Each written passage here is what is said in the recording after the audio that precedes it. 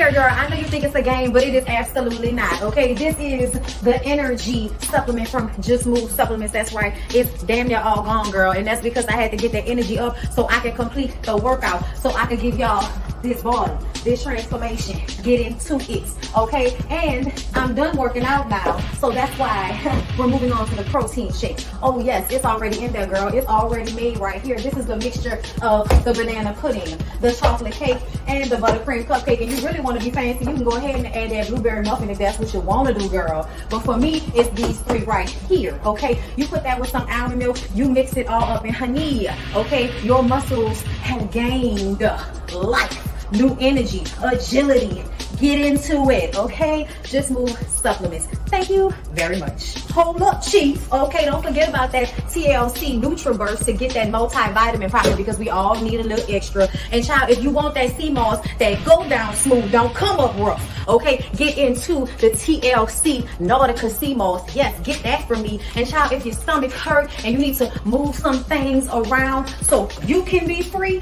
okay, go ahead and get that ISOT down below in the description box. Get it all from me. Come on in, come on in, come on in, not come on in, not come.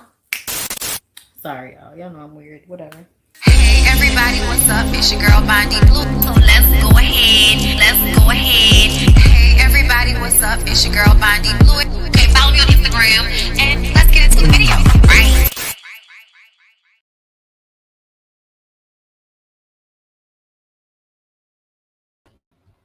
Okay, what's going on? What's going on? Hold up. Ugh. Okay, hold up, because the light don't look right. It don't look right. Okay, that seems better. What's going on? What's up, girl? What's up? What's up, people? Ladies and gentlemen, what's going on? It's your girl BondyBlue, and I'm back. What's going on? I missed you guys. So let me explain. Let me move my sex toy out of the way. So let me explain. So y'all know yesterday was Mardi Gras, girl. I posted, my little cute pictures and everything on the Instagram. I posted them on the Instagram. Y'all know this mic is just for visual effect, okay? It makes me feel extra. It gets me in the mood. It gets me hyped. Gets the people going, okay? Y'all are getting yourselves mics now. Child, when I saw Cardi B and her mic, I was just sitting up there like, girl, just tell the people you watch me. It's okay. I'm just joking. She probably don't watch me.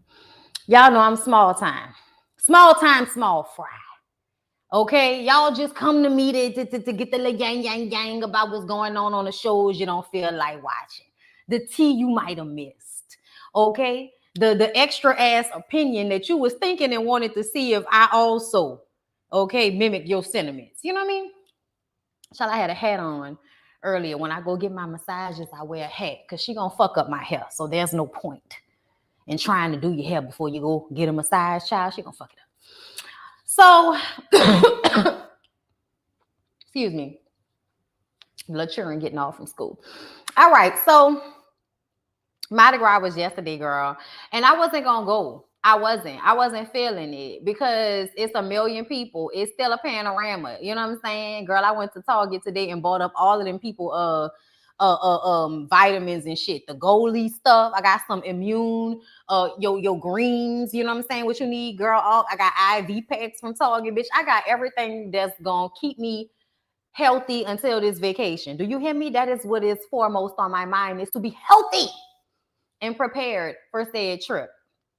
Y'all know, if you a member of Patreon, if you one of them, if you pay for me, I'm gonna give you some stuff that everybody else ain't gonna get.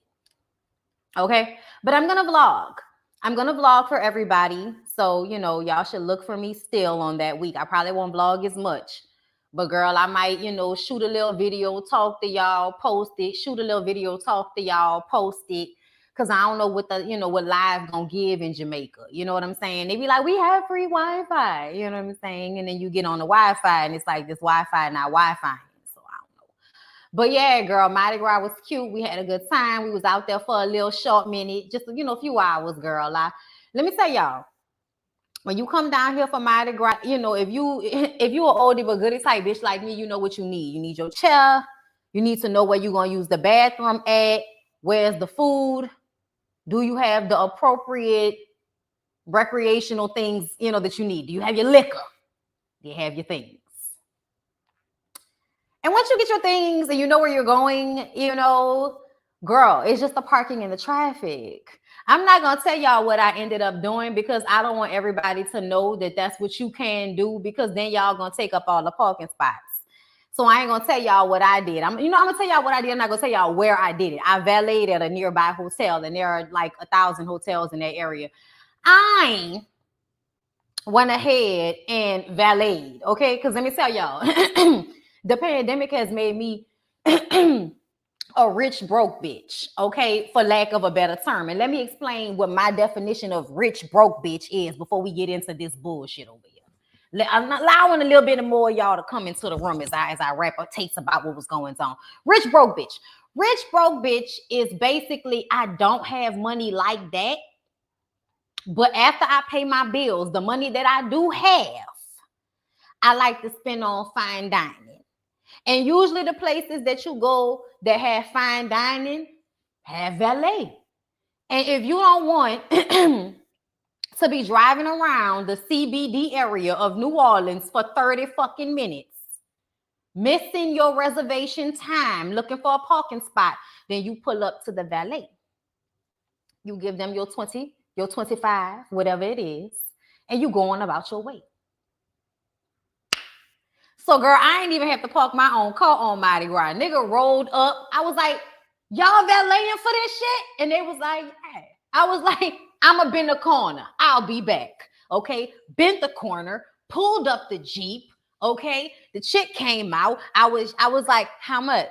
You know what I'm saying? She was like, it's just 20 for 3 hours. I was like, okay. So what she was telling me was, you give me $20 for the 3 hours. And then you leave your car. You know what I'm saying? And when you come back, I'm going to say you paid. So you just got to ask for your car and give them a ticket. So you don't have to pay for more than 3 hours. But at the 3 hour mark, when Lyric and I were seeing my cousin on the float, Matoki, Lauren, I'm so sad I missed you. Lauren, my phone died. I had both of my phones. The first one died. And so I didn't see none of your messages until after we had got back in the car and I was able to look and see. Lauren knows who I'm talking about, okay? I'm so sorry I missed you. But, girl, next year we're going to have this shit a little bit more together so that, I'll be out there. I'll make sure that we know where we're going to be at. You know where I'm going to be at, and I know where you're going to be at. So when you come around, then I'll know where to jump out and who to be looking for. Okay, I probably saw you and just didn't recognize you because the makeup child, the wigs, y'all be doing those. But child, listen, when the liquor splashed on me, when the Crown Royal on ice got in my hair and all over my shirt and made my face feel sticky, this is why you wear black. Because I wanted to wear white. And I was like, no, because it's Mardi Gras. You're going to get spilled on. That's just usually how it goes.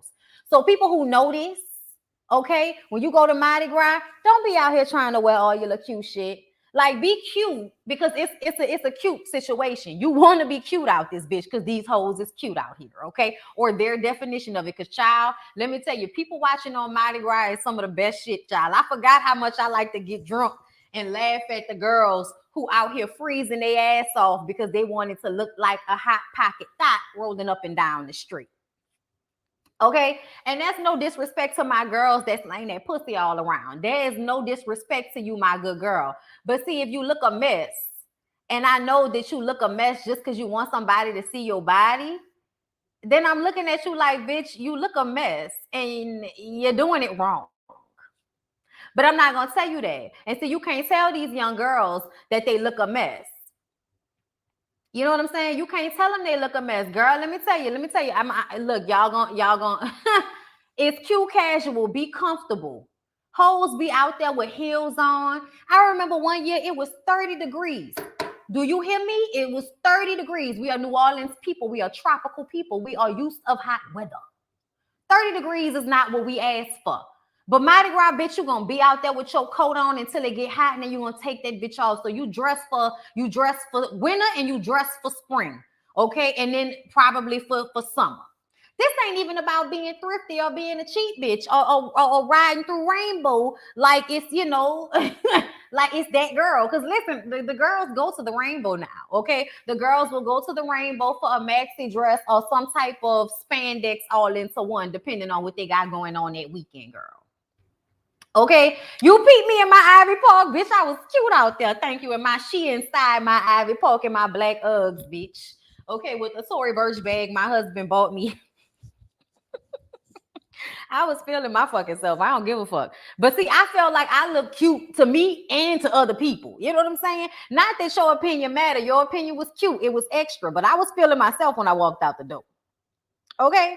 So that's why my pictures gave what they gave, because I was feeling myself and I knew of which I was giving. You know what I'm saying? And I think a lot of the girls don't know what they give. And I think that's sad. So we be trying not to be mean.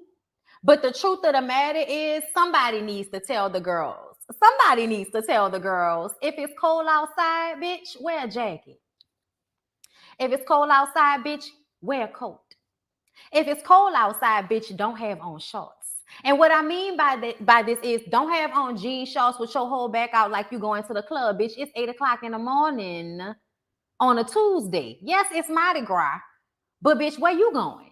Because you're not going where we going, because you about to get hit by beads, bumped into by every fucking body. You know how many people be out there? Do you know the smell of urine is just constant and never ending? And you want to be out there with all of your skins out, bitch? Don't be out there with all your skins out. That's not safe, especially not in the panorama.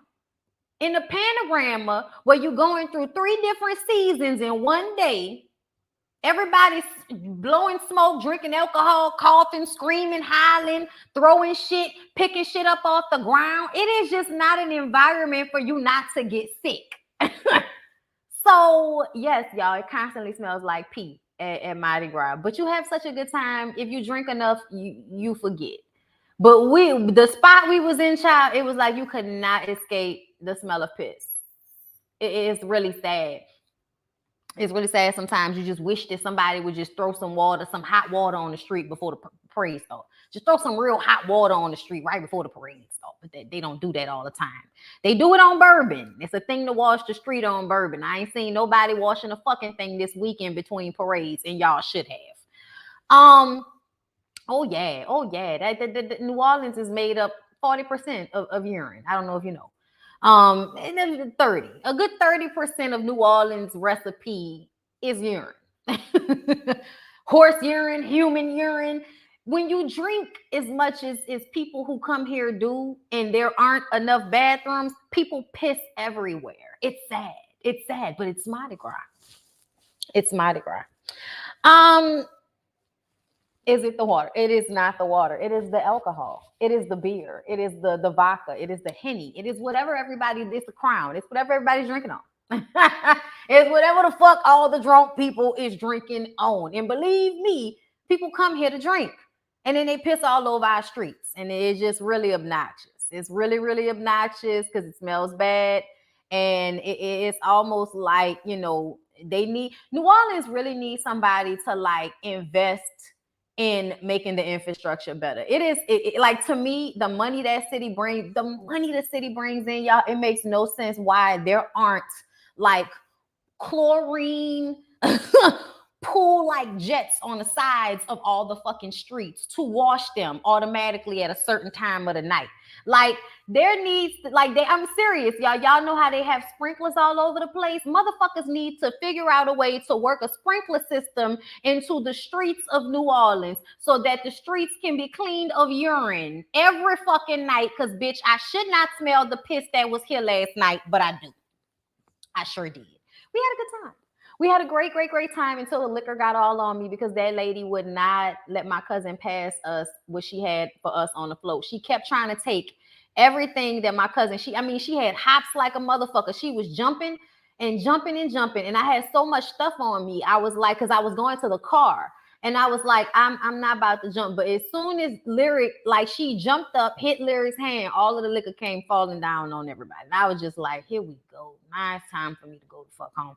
But that's another reason why sometimes I don't like doing Mardi Gras and I'll only do one day. And now I've decided that unless I'm going to have a place, like I'm going to rent a house or get a room on the route, then I'm not doing it because it's too much of a hassle for the way people act. Like, this is what aggravates you. You get aggravated by entitled ass white people and ignorant ass black people and all of the motherfuckers in between.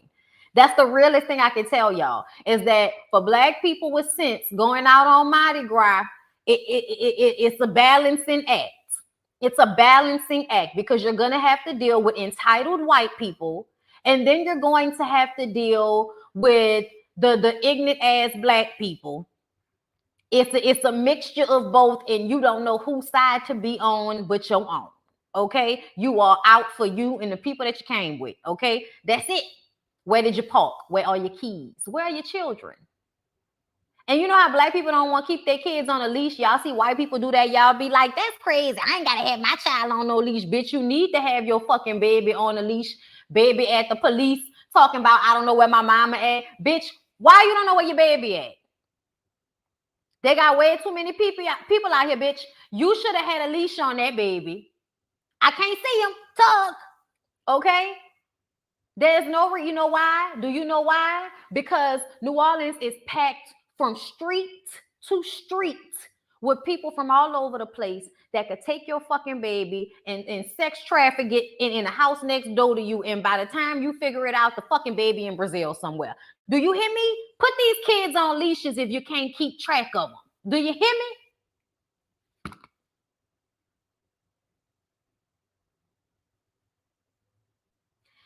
It be too much going on.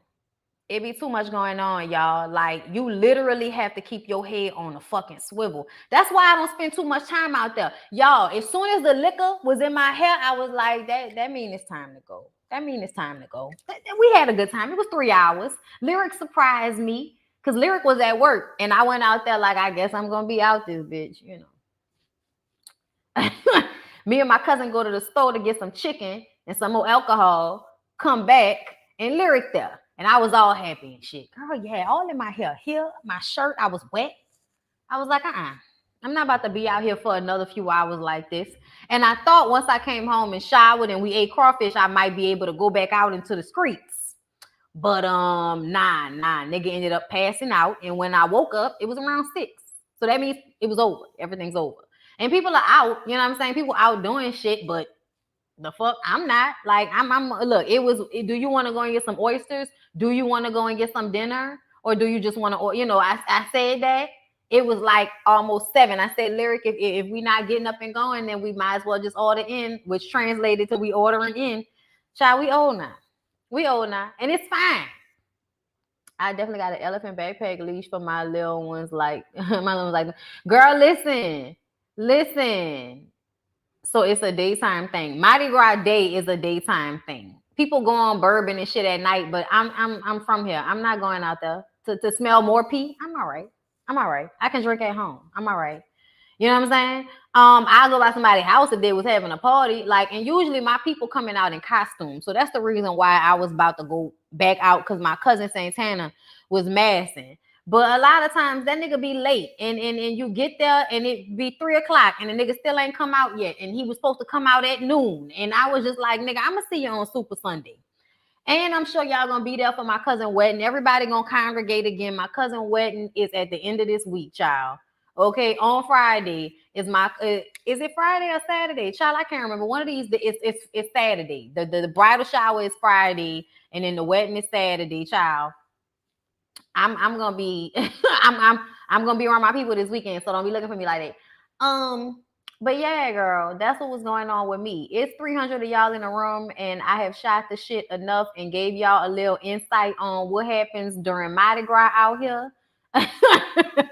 In case you did not know. Okay, let me tell you something. Mardi Gras is only good if you have a couple of things going on for you. You got a spot already parked out. I mean, you got your chairs out there. You got your little, your little barricade situation set up so you know where you're going. You got your spot. You got to get there early because people will move your shit if they feel like it. And then it's going to be a fight and it's going to be some ignorant shit. So it's like best. But once people set up tables, ain't nobody moving nothing. Like, niggas set up their table, put up all their chairs, Barricades, we got us a good spot. It's where we at. Okay, so get you a spot.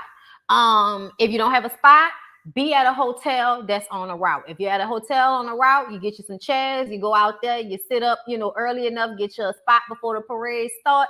Be close to your hotel. That way you can go back and forth to the bathroom because you're going to have to use the bathroom because most people are drinking at 8 o'clock in the morning on Mardi Gras Day. Niggas is drunk by 9:30, okay? That's usually how this goes, okay? So it's like tailgating. Yes, but all up and down the street for miles and miles and miles and miles and miles and miles. Like the parade itself usually is about 8 miles. And there are several that run that route or that run different routes because they've been changing the routes recently. Okay, make sure it's just like being in New York. Okay, all of that. So be careful because people will steal from you. They will rob you. Be careful. But yeah, y'all. Listen, I appreciate you, Sasha, for talking about Kings of Napa, but we're not talking about that yet, love. I did watch it though. It was good, girl. It was good. It was real good. I don't like Bridget, but we'll expound upon that tomorrow when we do scripted TV. Because I have watched Kings of Napa, but I still have to watch All American 1 and 2, child. I still gotta watch it. All right. You will be some type of way founded on bourbon from Mardi Gras. People pack like sardines. Oh yeah, your ass gonna get felt up. Other people's ass is gonna be in your nether regions. Child, yes, drinking at 8 o'clock in the morning. That is what it is. The parade starts usually at 8 or 8:30. So you got to get up early and then you got to drink. That's usually how these things go. If you don't drink, then you don't. But if you drink, then you drinking. And you got food and it's fun. You know what I'm saying? It's a good time had by all. I had a great time.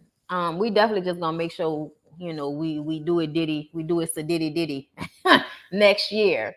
But we didn't even know if they was really going to do it this year. Y'all know this is the first year back since the pandemic. So we didn't know if they were actually going to do it. And then when they decided to do it, everything just kind of happened so fast. And y'all know I've been having a lot of shit going on.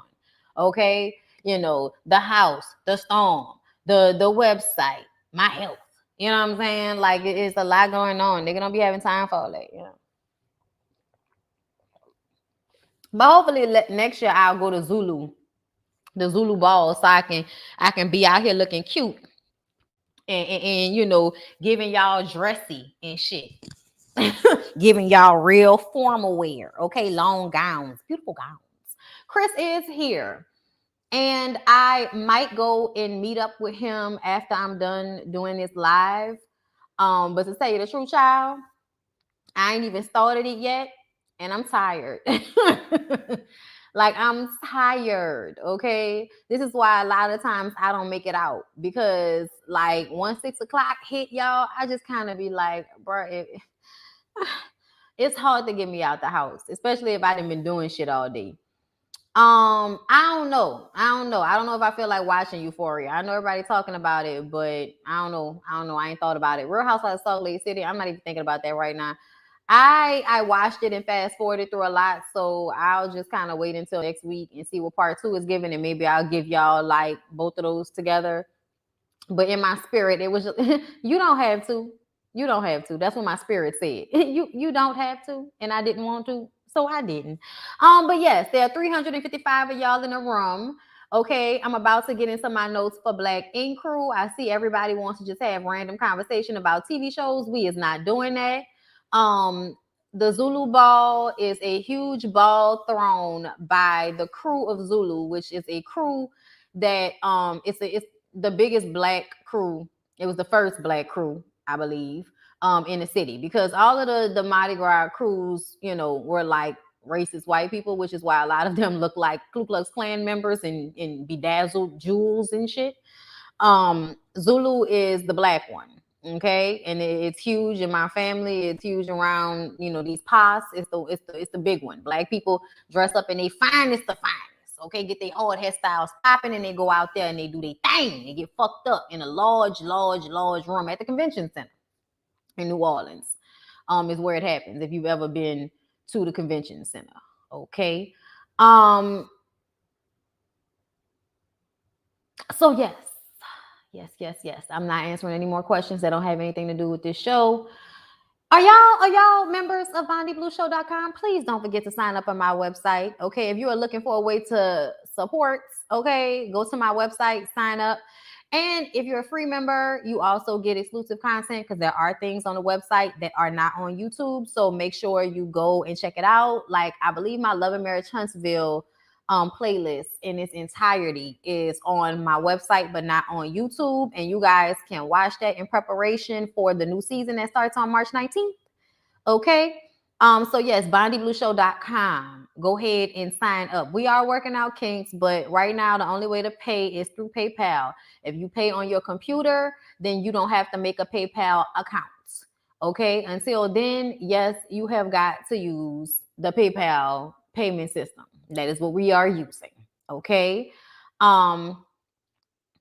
It's called Spaces, but you still have to go to my website in order to get the link to my specific app of Spaces. You can't just go to Spaces and try to find me. It's not going to work like that. So you have to go to the website, BondyBlueShow.com. Thank you so much. I'm glad that everybody is liking it, who is supporting. I am very appreciative of you guys. I thank y'all for y'all support.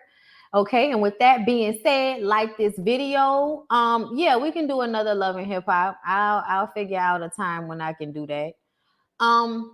Yes, Black Ink Crew. Let's get into it. Y'all, I have strong feelings about Black Ink Crew, so put your motherfucking seatbelts on. Okay, get yourself cozied up and ready because I'm about to talk for a minute about this bullshit. So I remember in real time talking about how dumb I thought it was for Caesar to do a fucking press conference, okay, to talk about the fact that Crystal is a liar and he has to protect his image, okay? His girl and mom are there with him. And his mom, who I feel like is just now getting a good relationship with, because when we first met Caesar, he didn't have all his teeth. His biological mother, as we saw today, was not really in his life like that. It was another woman he was calling his mama, which was the lady who taught him how to tattoo or got him into tattooing. Whatever the shit was, Caesar has not really had that great of a relationship with his mom in the first fucking place. So now that he has money and he has outlined his hair and beard, okay, really his beard because he's bald, which is a good look. Stay that way. Please do not pop up with painted scalp, C's. Save us from that, please. Okay, but now that he has money, has lost weight, got his teeth fixed, and all of that, now your mama wants to be super duper supportive, and she's standing, beside your, mixy chick old lady that you turned into a housewife, even though you did not mention her when you mentioned the people that you trusted. So it's obvious that you're with her just because it's better than being alone, but not because you are really, really in love with her or really trust her. But she's pretty and she's sky with a nice ass and she's about her business. So she probably gives you the feel like, well, this is a good person for me to settle down with. But the fact that you mentioned that Ted and your mom were the only people you trusted, it makes me feel like it's because you don't really feel like you're supposed to feel in a relationship with a woman when you are in love with her or in a monogamous supposedly relationship with her. Okay, she's standing beside you while you do some stupid shit. Okay, this press conference was stupid. This press conference was dumb. I understand that Crystal was online saying a lot of things, but see, you were the only one who heard them. Like, people were listening, but nobody cared. And the truth of the matter is, you've always been somewhat of a deadbeat dad to Cheyenne. You've always left Crystal to handle most of the work when it comes to your daughter. So when your mom is standing there telling you that she has seen you put your daughter first, I was like, when? When did you see that? Oh, lady, when did you see Caesar put Cheyenne first? Let me know. I am very interested to find out when the fuck that happened because I don't think I've ever seen it. I don't think I've ever seen him put Cheyenne first. Yes, when it is of convenience to you, when it is a good look for you, when it is easy for you to do so, yes, you show up for your daughter. Because it's not a good look to not do that, especially when you're trying to get to a level in business where you being a deadbeat dad is no longer a good look. Because see, here's the thing. When they want to be street niggas, they don't have to care about family. They don't have to pretend to be a good guy. They can just tell their baby mama to kiss out the side of their asshole, send her $20 ever so often and tell her to be happy with it, because she should just be lucky that he even decided to shoot up her club now that he's on a reality show. Because let's not forget the first seasons, shout out all of the seasons of the dysfunction between Crystal and C's that C's took very much part in, until recently when he decided that it was no longer a good look to be a bitter baby daddy deadbeat nigga that's not doing what he's supposed to be doing by the family he created and left. Okay, so I really I really was looking at this whole situation like, are you fucking kidding me? You got the audacity to act like a press conference if you grandstanding was supposed to do something for somebody. Who was this doing? Who was this for? Whose benefit was this for? Do you really think that you're going to make Crystal shut up with this? Is that what you thought? See, the way to get Crystal to shut the fuck up would be to do what Crystal is asking you to do.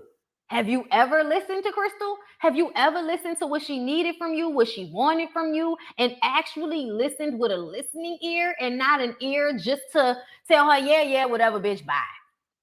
Have you ever really listened to what that lady gripes are, what her issues are? Or do you like to placate her when you can and ignore her when it's convenient, and then just tell her to shut the fuck up when you can't do anything else? I'm just saying, Crystal's crazy, but I'm trying to wonder, when the fuck has Caesar had his daughter for a long-term period of time and took full responsibility for her away from Crystal? When has that ever happened? That has never happened. Crystal has always been good enough for you to leave your child with, and you don't even have to worry about her safety. She wasn't good enough for you to be with. She wasn't good enough for you to respect. She wasn't good enough for you to actually try to play a real part in Cheyenne's life along the road. But you were there enough to remind everybody that you were Cheyenne's daddy. Because a lot of y'all only view y'all children as passion projects, or not even passion projects. Ego-driven projects. Like, you're doing it because it makes you look good, or you're doing it because it plays well to be a nigga with a kid. But ultimately, now that you are making a lot of money and Black Ink Crew has put you in a place to be a businessman, and now you're realizing that a businessman doing business, a lot of those businessmen are white and Asian, right? When you go into those rooms with those lawyers and with those people in real estate and all of that, and all of them have on wedding rings and they're taking care of their kids. And yeah, there are a lot of single men in the industry, in business, yeah. But a lot of them still probably, if they have children, they're taking care of their children.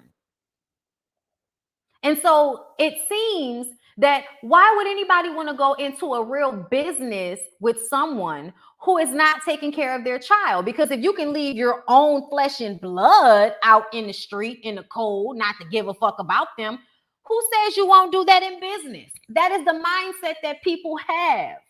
So yeah, it probably did put a dark mark on his businessman persona that he's trying to live up to now that he was a deadbeat dad. So now he's trying to clean the shit up. But you're not cleaning it up with action. You're cleaning it up with continuing to be a victim, continuing to blame Crystal, continuing not to take accountability, not to be apologetic. You were exhausted this episode because you just could not figure out what to do. I'm like, so nobody is telling you, I don't know, maybe have a conversation with Crystal and ask her what she needs, ask her what she wants, ask her what the fuck she mad at, and come to her like a person that can really understand where she's coming from as the mother to your child, who has been primarily responsible for her entire life, allowing you to come and go as you please. And everybody's on the show crying about, oh my God, look what C's is going through. Puma, give me a motherfucking break, nigga. You especially. You know why you especially? Because you would never do your kids like that. I've seen the way Puma is. Y'all, Puma cleaned up his life and got his shit together because he was bringing children into the world.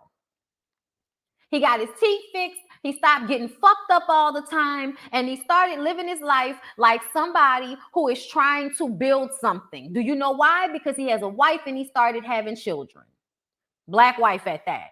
Okay? But still, you know what I'm saying?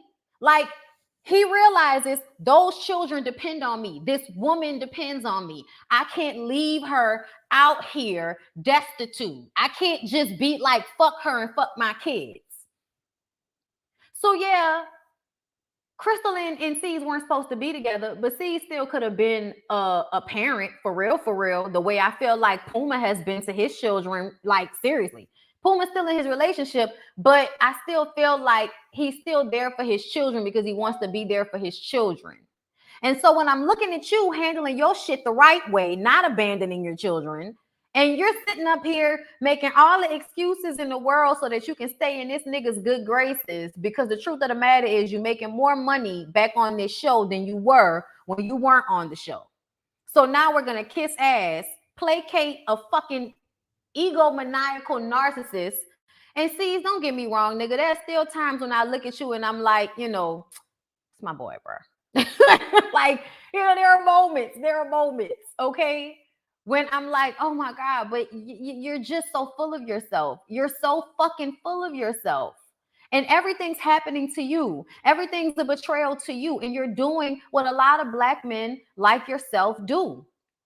You are making everybody else the problem and not looking at yourself, therefore isolating yourself. And ain't it funny? Ted is the only one that isn't there to support C's in this bullshit, who was supposed to be there, right? Ted is walking around the neighborhood with his little cute dog, Kimchi. And I just like, isn't it amazing that the Black man with sense ends up with a non-Black woman? Not that I give a fuck, essentially, but y'all are just... y'all are just so many stereotypes rolled up into one, and the shit is fucking annoying. It is annoying. It is annoying to see so many stereotypical negative tropes about Black men shown here. You got Puma, even though he's handling his situation, handling and taking care of his family, he's going to placate and bullshit with this nigga because he's in a position where he holds some type of power, and he's the type of person that acts like a bitch whenever people tell him about himself.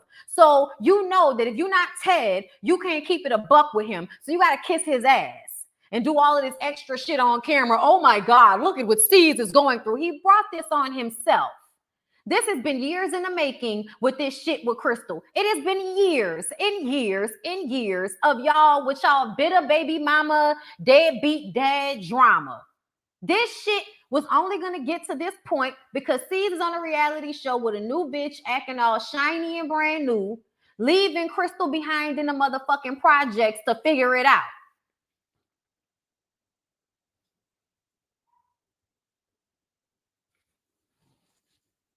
Like, what the fuck?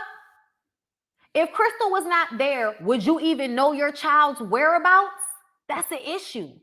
But you solely rely on the fact that Crystal is going to make sure that Cheyenne is okay, and you don't even appreciate her for that. And that's the truth of the matter. And I don't think you ever really have, like, respected or appreciated her for making sure that Cheyenne is safe, regardless of the fact that that was supposed to be your job and you're not there to do it. Even though you literally live down the fucking street. Let me read this super chat before I move on. Renee Bridges, Bondy off topic. Remember the website, forgot my password. How do I reset it? Love your content and your perspective on things. Can you send me a message? Oh yeah, you said email me, please. Email me at bondy.brittany@gmail. Thank you for the super chat to remind me so I can ask Quentin to check that. But yeah, let me continue reading. Okay. So Walt is doing his photography. So like everybody is like doing shit. We're seeing everybody getting ready or watching this press conference, right? I heard Walt wasn't even with Jess anymore. I'm worried about Walt. I'm always worried. Excuse me. I'm always worried about Walt, to tell you the truth. And I be worried about Walt because I feel like I see Walt as one of those people that is a good person, but they really take no control in their lives. Like, not for real, for real. They really allow their emotions and their inadequacies to halt and stop the growth that they could have if only they would decide to stop getting in their own way. Walt likes to get in his own way over and over and over and over again. And at some point, you just got to let motherfuckers do what they're going to do and emotionally detach from their journey, because their journey is going to hurt you. And that's what Walt feels like to me. And that's why I know that C's was having a real last moment. And this is what I be talking about, where I get it with him sometimes. Like, I and not even like, I get a lot of it. I understand it. It doesn't mean that it makes sense, but I get it. But Walt is still doing his photography. Good for him. He and Jess are together for the moment. Okay. And he's supposedly feeling bad for this nigga while this press conference is going on. I said, nigga, you don't feel bad for him. You shouldn't feel bad for him, because he put himself in this situation. And if anybody would have been honest with him about the piss poor father he was being, then he probably would not think that he had the ground to stand on, to get on the fucking news, to get on anybody's social media platform and talk about how everything he does is for his daughter. Nigga, I'm going to get into this speech. So then C's has his press conference and everybody watches. He basically says that it's not the police dragging a black man down. It's his own baby mama that he should be able to disregard. Let's take a second. That really aggravated me.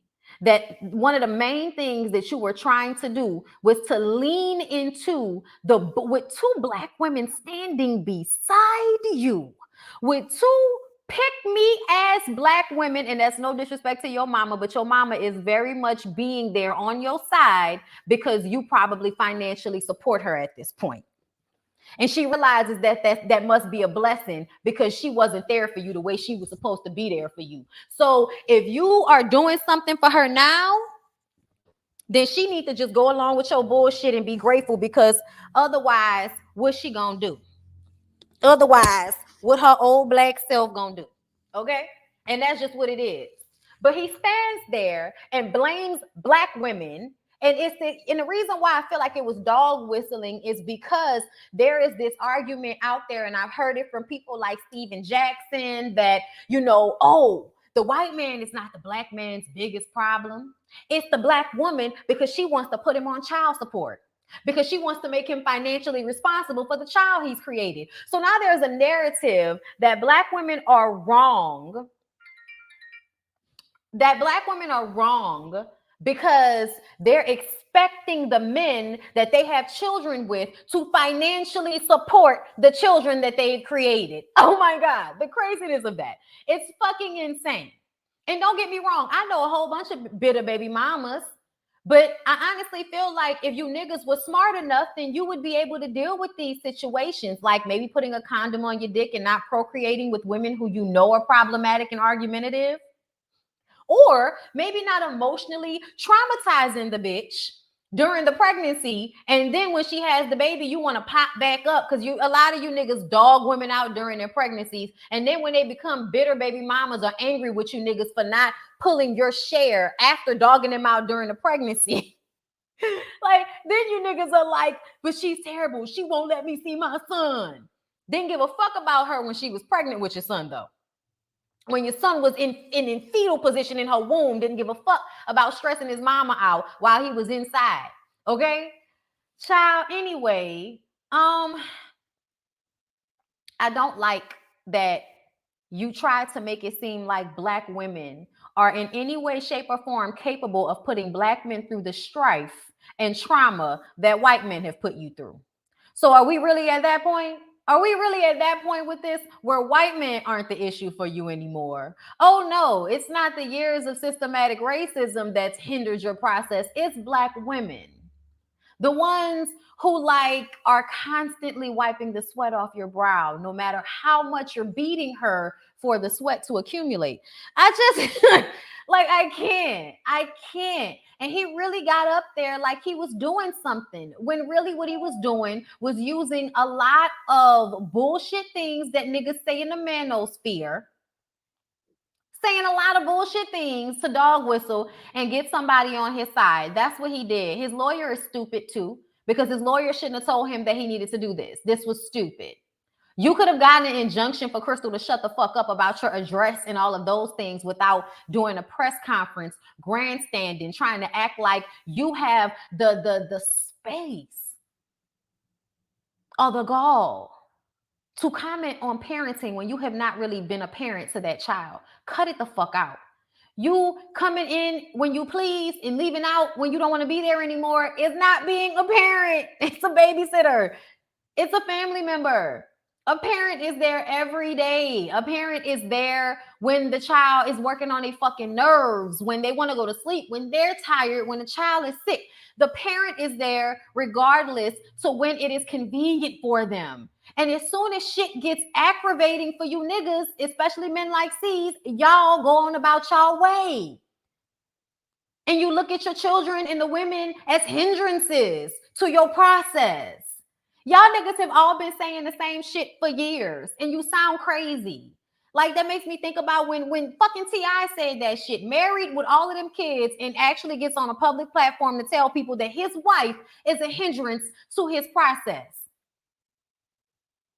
Look at him now. Look at them now. Still together. Girl, anyway, I'm sorry. I'm all over the place, but this is fucking stupid. He says that he's not doing this to be malicious, okay? But to make her stop saying things about him on social media. Like I said, some type of legal injunction could have done that without the press conference bullshit. Ted is walking his dog, and y'all, I laughed out loud in here. I was in here by myself, and I laughed so loud. This nigga said, took his dog, said, Kimchi, look at your uncle looking stupid at a press conference with chains on. When he said, look at us, it's as stupid as a motherfucker at a press conference with his chains on. I said, if this, Ted, that was the funniest shit that you have said. I really do appreciate Ted's approach to the press conference. But much like C's, I wish that Ted would have vocalized this to him ahead of time. A lot of you men are pussy, for lack of a better term, because I feel like we shouldn't even call it that anymore, because we all know vaginas are stronger. Like, in essence, vaginas are stronger. I'm sorry. Like, whatever. But Ted, Puma, Walt, all of y'all never hold C's accountable. Y'all placate him and y'all go along with his bullshit until you can't anymore.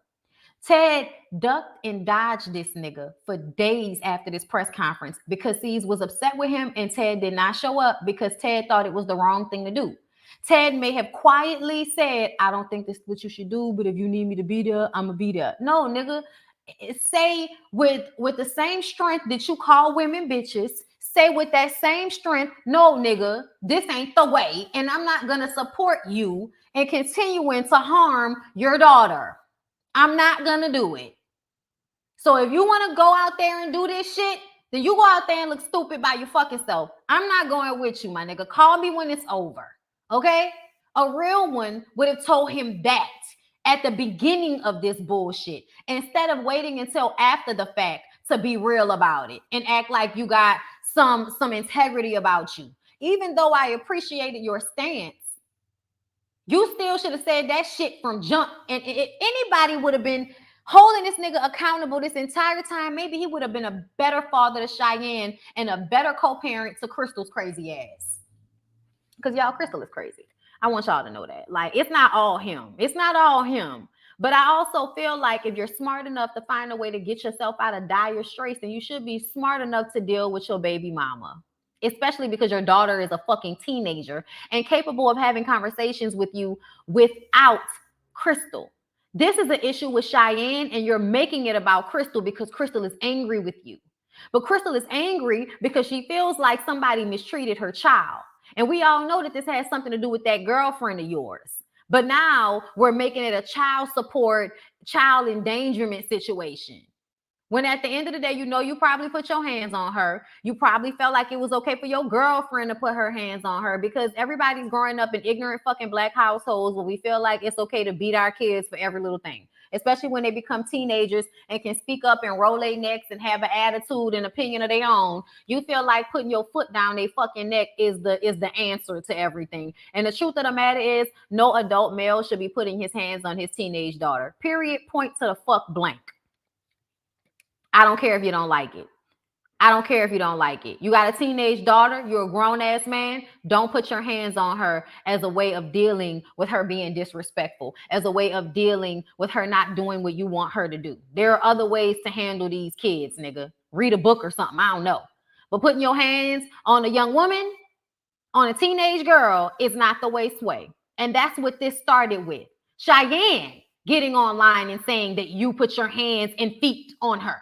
That's where this started. This didn't start with with Crystal putting your fucking address online. So start at the beginning, my nigga, and deal with it from the beginning. Because if you would have dealt with the shit from the beginning correctly, then maybe we wouldn't have been in this situation, but you fucked that up. So here we are.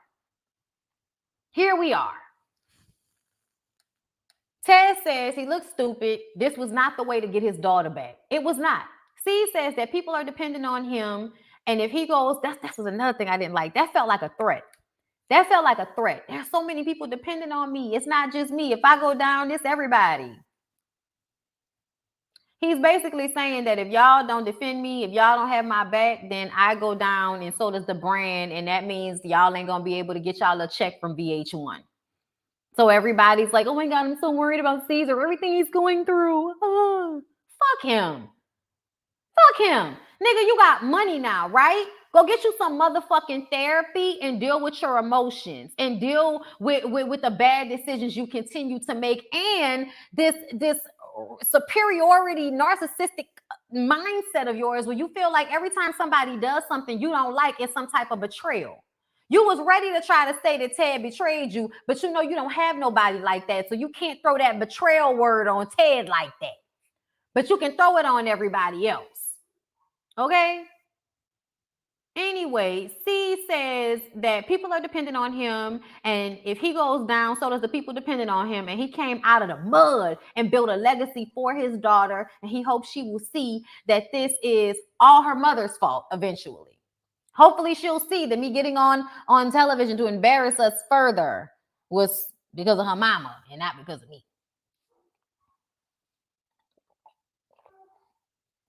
Do you know what Cheyenne is going to remember?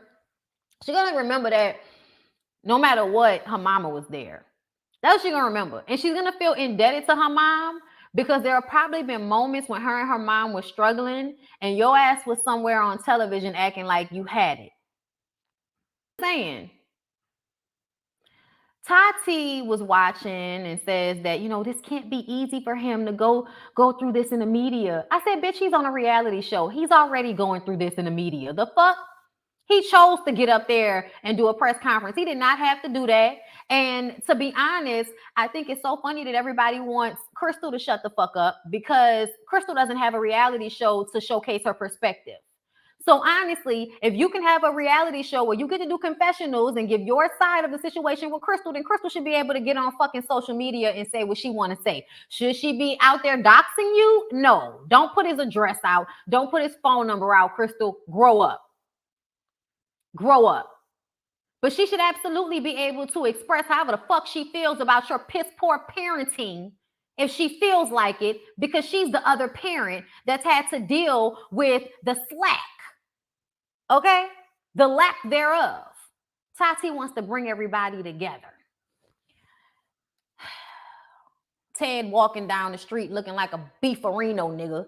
Okay? Y'all niggas got to stop beefing up and then stop working out. Because that's what y'all be doing. Y'all niggas be hitting the gym heavy, hard with no cardio. Where's the cardio? Do some fucking cardio. So when y'all stop working out for a minute, y'all can stop, looking like whatever the fuck y'all be looking like. Donna is not on the show anymore. I thought I told y'all that. They gave Donna her walking papers that last episode, just like they gave Walt his walking papers this episode. If you thought them motherfuckers was coming back, they're not. Like whenever they give somebody a montage and we see them slow-mo walk somewhere, they done. That's the end. Walt feels bad for C's. He wants to talk to Cheyenne, but we see him text C's. They meet up and C's is talking about all the betrayal he's gone through. And yeah, Walt stealing from him is definitely a betrayal. But the thing that I found funny was that it instantly goes into, I know everybody, saying drugs and, I ain't really steal from you like that. I took the $400, but the shop got robbed, but that wasn't me. And, all of this shit he's talking that we've all heard before and none of us fully believe. And when he was talking like that, even though I don't believe Walt and I feel like Walt stole and probably did get the shop robbed, I don't care because I feel like something's going on with Walt. And why did you need $400? Like, that's payday loan type money, my nigga. What are you going through? What are you doing with your money? Why are you not making enough money? What is going on in your life that at 40 something years old, almost 40 years old, you have not been able to pull something together to take care of yourself on a daily basis? What Walt is telling me is that he needed $400 that bad that he could not get it in a real way. He had to take it from the shop. And then he's talking about what's real and what's fake. And I just kind of feel like, Walt, I still have yet to hear you explain to me something that seems realistic for me to believe about you not stealing. You did burglarize, you did betray C's, but ultimately, C's doesn't take accountability for anything, especially when he was a bad parent. And I'm saying that because you were not there on a daily basis, you're a bad parent. And because of the way we've seen, y'all go back to those first few seasons and watch that fucking show and the way he used to argue with Crystal and tell me that that wasn't some toxic, fucked up shit. But Steve says that Walt isn't a part of Black Ink and he doesn't wish any harm on him, but he can't have him in his life right now. He can't grow with him. And that's understandable. Walt shouldn't be able to move with you thus far. You know why? Because you making money now. And this nigga is stealing $400 out the register. Y'all lives are not going in the same direction, even though you were trying to give him the leg up. So ultimately, Walt needs to figure his own shit out. And if that don't need to be on TV no more. Like, Walt needs to go somewhere and figure his life out like a regular fucking person. Okay? Like, you really want to do photography? You doing photography in a real way? Explain to me why your money be slacking like that. Like, y'all know the last time nigga needed a $350 payday loan? And that's what $400 sound like to me. $350 payday loan. Like, that's what that sound like to me.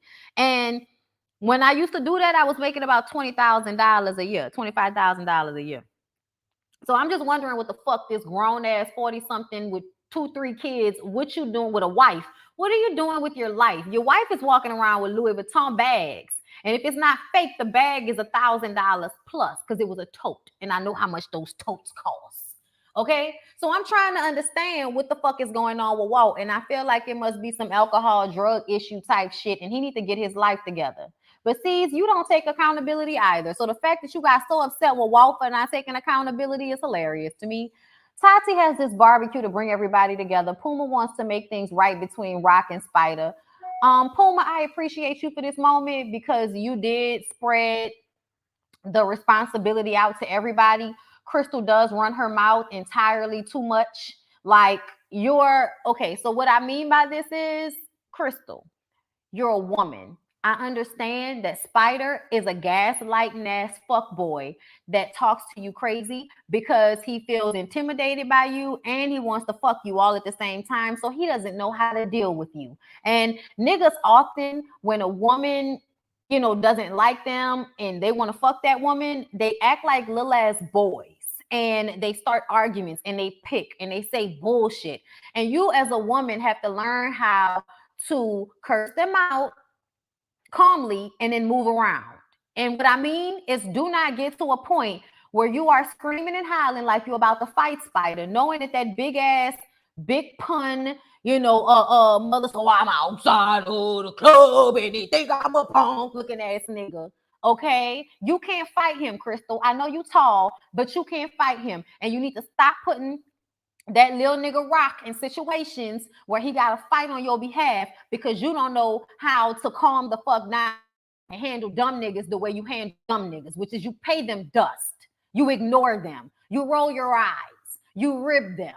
You know what I'm saying? You mention how their stomach is hanging over their belt, and that must hurt. It must hurt your dick meat to be hanging over like that. I don't know what that's about. You should get that checked out. Okay? Puma says Crystal got a mouth. Rockin' her be fucking up sometimes. And Spider was tripping and doing too fucking much. And Spider is like, I got some health issues or whatever. I got some health issues and that caused me to flip the fuck out. But Rock ended up feeling sorry for him and apologizing because Rock is a good dude that don't want no issue. You know what I'm saying? Like, he doesn't want an issue, but he can't keep getting punked. So I want Spider to stop fucking with him. And Spider, I didn't hear you apologize to him. And you owe Crystal and Rock an apology because you are constantly pressing them because you know that they can't physically beat you up.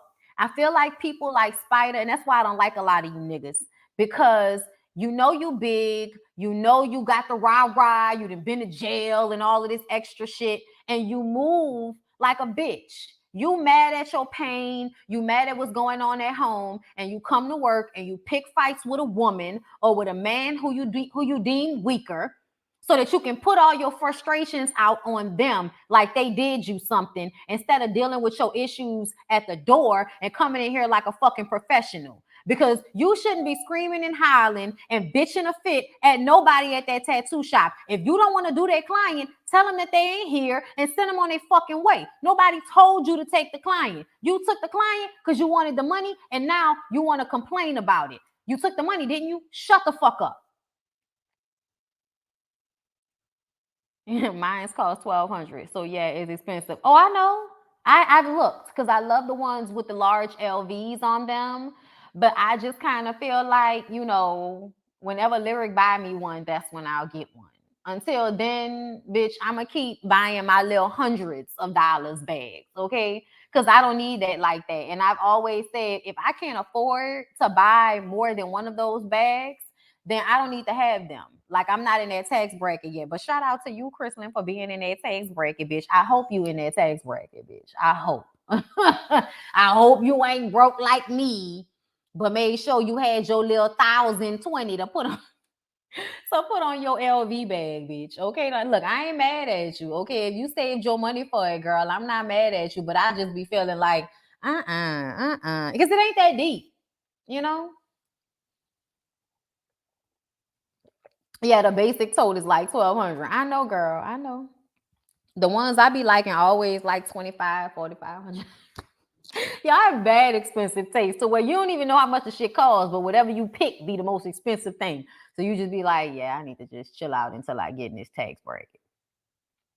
Because, it's going to be ignorant when I do. Oh, I love the MCM bags.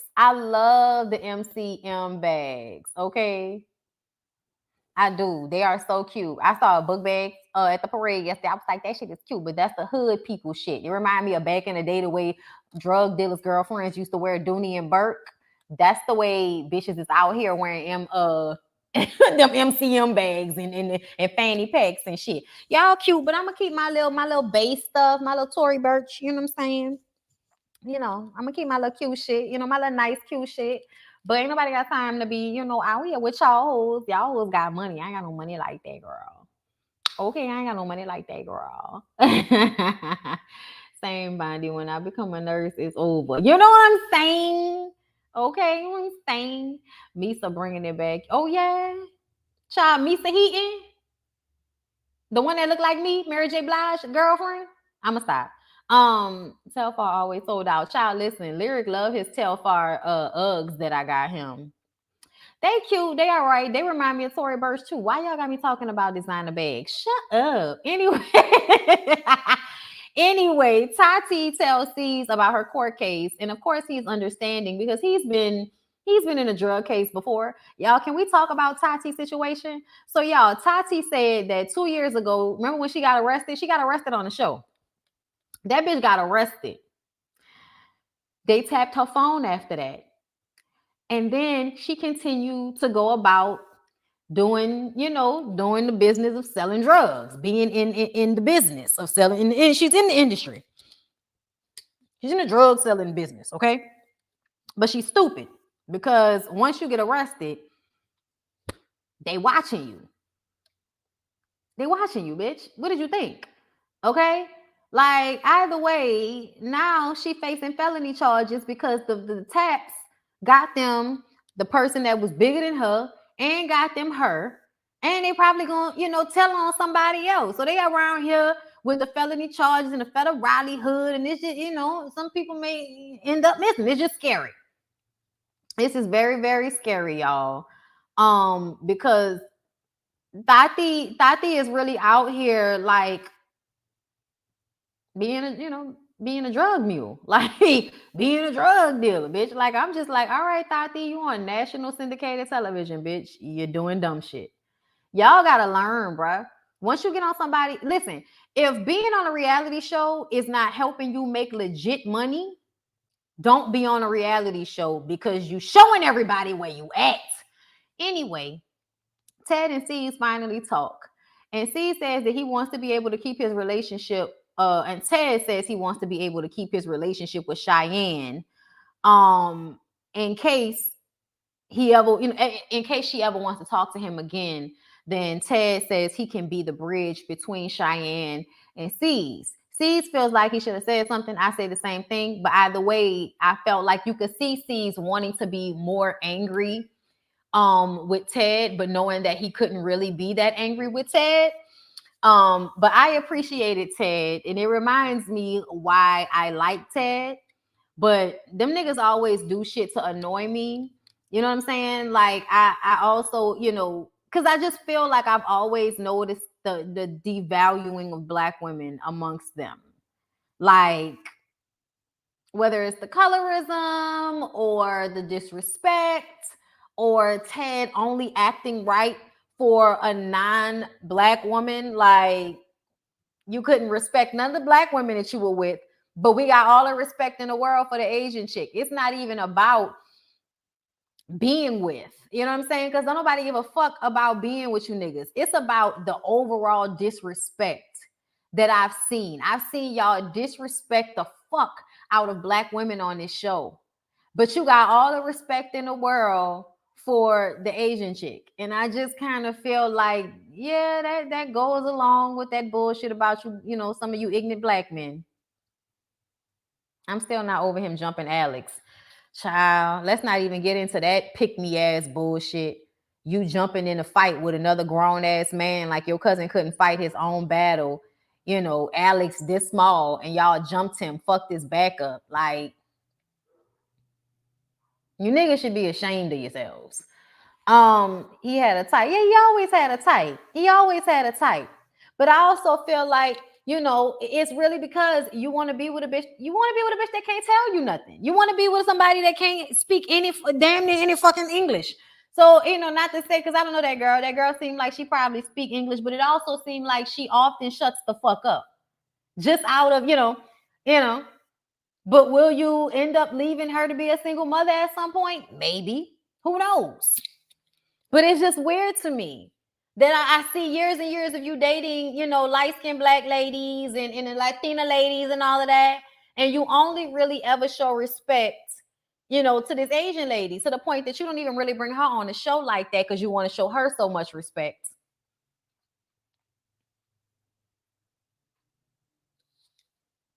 Why do Black women want Ted is a question. Who said Black women wanted Ted? Who said that? Who said that? Who said that?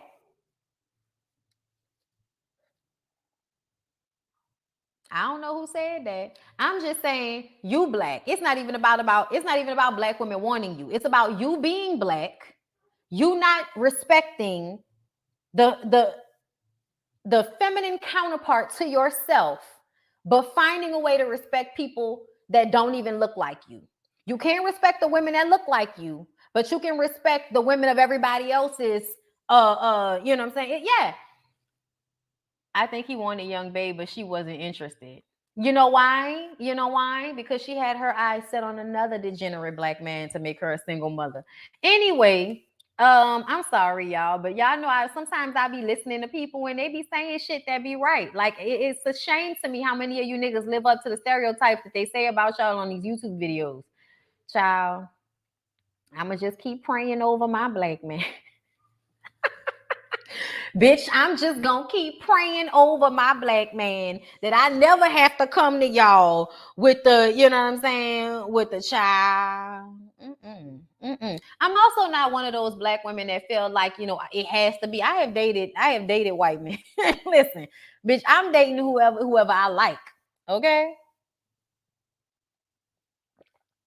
I watch a lot of the girls. I watch Cynthia G. I watch Mahogany Pink. I watch Tonya TKO. I watch a lot of the girls. I may not agree with everything they say, and you can say whatever you want to say, but some of them bitches need a hug. You can say what you want to say. So I ain't saying nobody need no dick. I said hugs. Some of these bitches need hugs, okay? Because Jesus, like, I don't. You know what I'm gonna say? I think it's funny because stereotypically, I absolutely see the type of black men that are on these shows, the type of black men that be on the manosphere, that are in social media, the black men that they talk about, but neither one of my grandfathers, nor my father, nor my husband fits like the criteria of the dusties that these women talk about. My grandfather raised his children and the children that were there before him. My grandmother came with like 4 or 5 children, child, before they got married. And then they had 3 additional children thereafter. And there was one that was brand new when they started dating. And he said, bring her with you. Okay. So that's where my grandfather started at, right? Then my grandfather was a great grandfather. My favorite person in the world upon arrival into the world was my grandfather. Okay. Then you move on. I had a daddy. I like Chrissy too. I be listening to her too. My daddy was in my life. My daddy was a single parent at one point. My dad always worked, always felt like it was his responsibility to take care of his children. Always felt like leading really meant leading. And knowing how to lead and forming relationships with people in politics and doing the things that he needed to do to be of use in his community. My father got involved in after school programs for the kids. Like my dad was like, not like none of these niggas that people be talking about. Like, okay, like unfortunately, well, actually, fortunately, thank you, Lord. You know what I'm saying? For because I always say the Lord gave me a choice. I did something good in a previous life. I'm telling y'all, I don't know what I did, but a bitch did something good in a previous life because the Lord was like, pick a group of pick parents, bitch, pick parents. And I look down on, this is a memory of mine, y'all. Y'all, people think I'm crazy, but I always say this because I feel like, it's what happened. I feel like they was like, pick somebody. I'm looking for my Compton. Okay, there you go. And I feel like I looked down and saw my parents and said, I want them.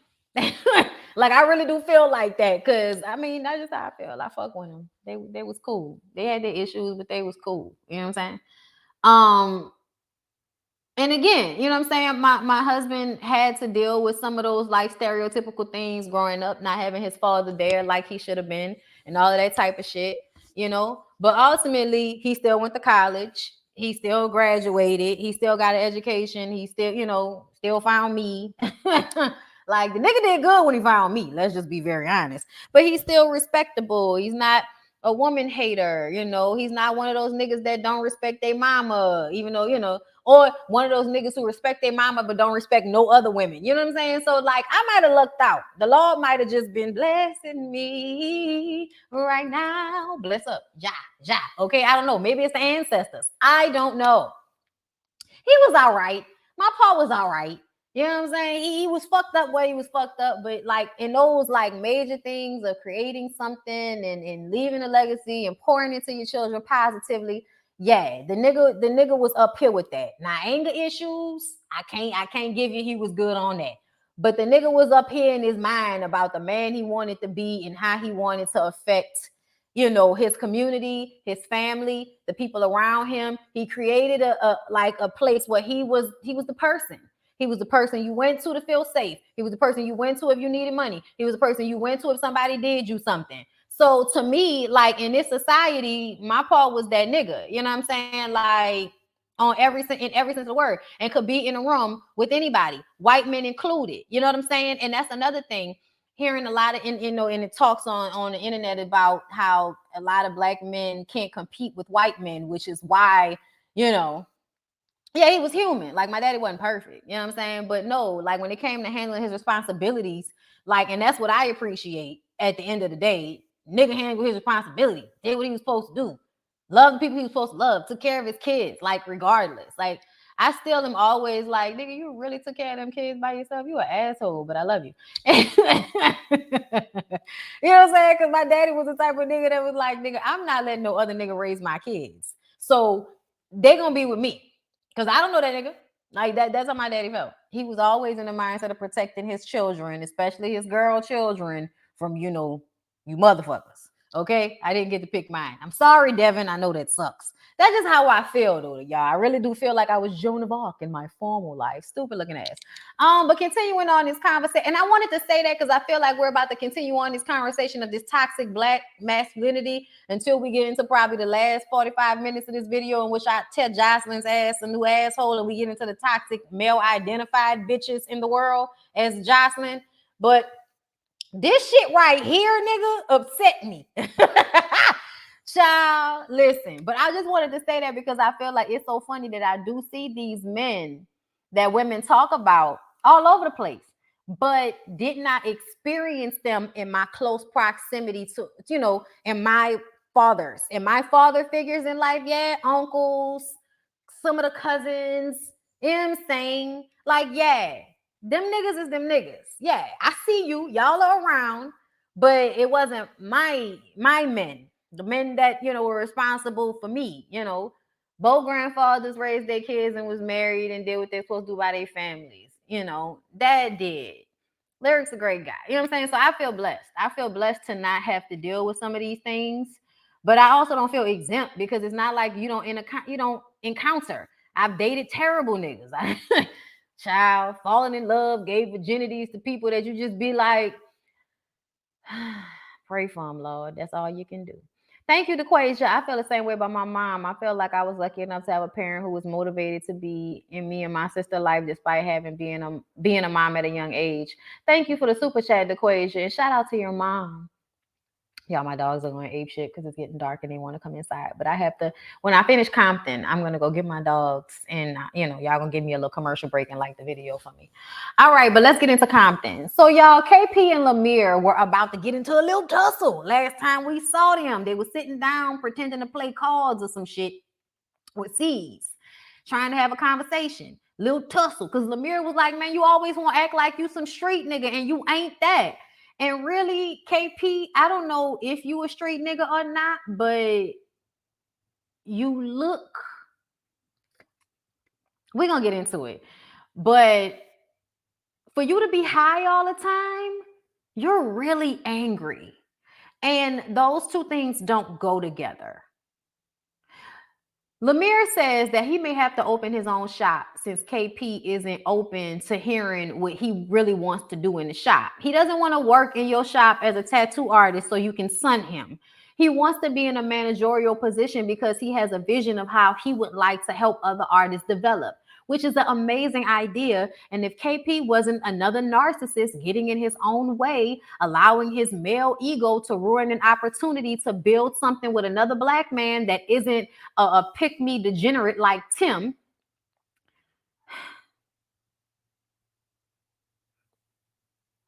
is Tim not a pick-me degenerate, or am I tripping? Okay.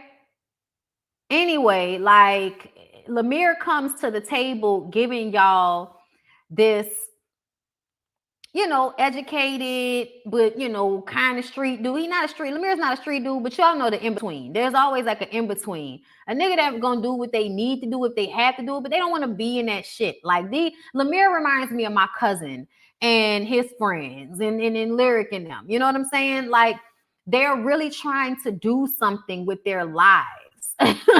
And they end up, you know, having relationships with hood niggas that have a real hard time dealing with them being able to acquire some type of intelligence about business that they don't have from their street, environment.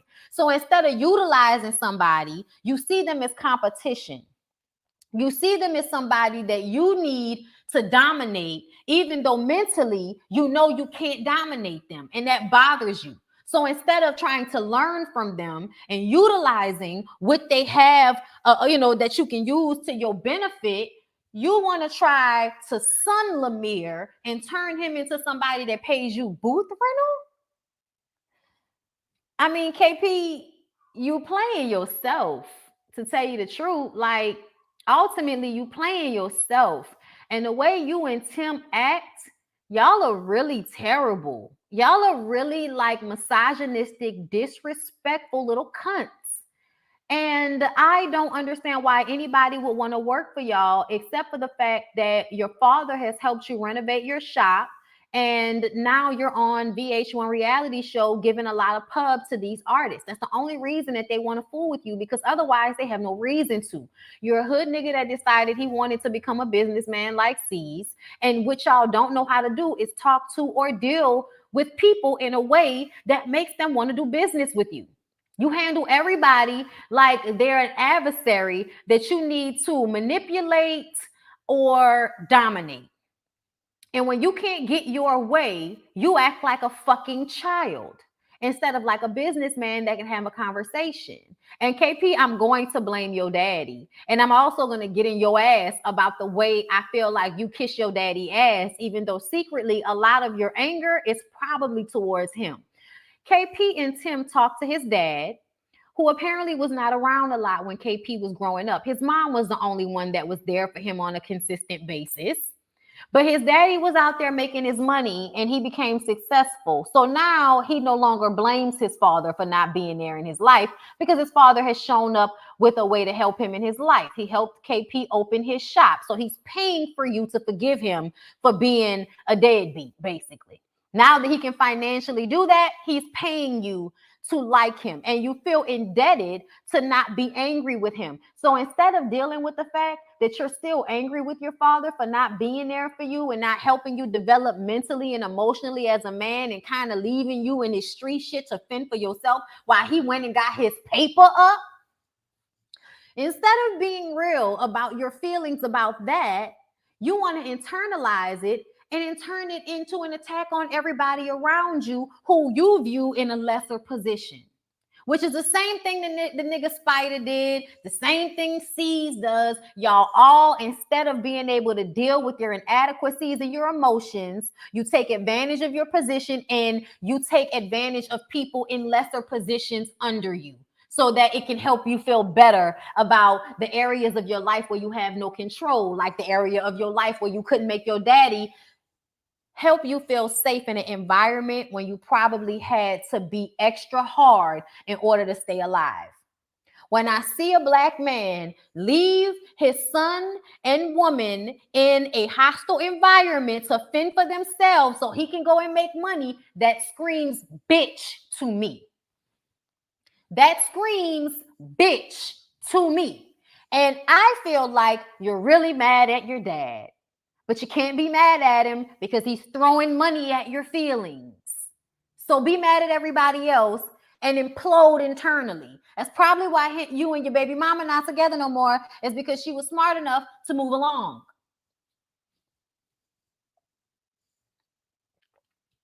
The daddy says that they need to be opened in a month. They have a conversation about bringing people in the way he was supposed to. And his daddy doesn't check him. His daddy is listening to his son tell him that, nah, man, fuck them. Fuck them. They said Lemire was a better boss, so fuck them. Even though I don't have nobody to work in my shop, I got a shop ready to be worked, and I ain't got nobody to work in the motherfucker because I want to be in my feelings. I want to be butthurt. Daddy is sitting up there like, I need to hear less about how you feel and more about what you think as a businessman. And that was a smart thing to say. But if you were present in your son's life, instead of feeling like he was a sacrificial lamb to your financial growth, if you would have found a way to take your son with you and raise him, then maybe you wouldn't have to have this conversation with him. Well, he like, you right, man. You right. Thank you for doing everything you've been doing for me, daddy. And then he put a smile on his face and act like internally he ain't ate up by the fact that you stand before him as a clean, polished black man. And you never taught him how to do that. Lemire is that though. Lemire is polished and KP is not. And KP is looking at a man, his daddy, that knows how to be polished, but didn't teach him that.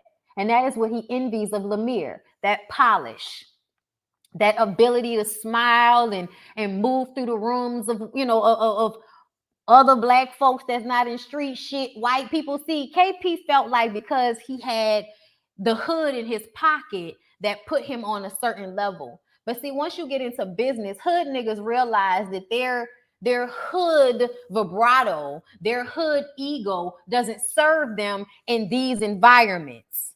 In the environments where the real money, where the legal money is at, that energy doesn't serve you unless you can Jay-Z the situation. That's why I feel like people should never just,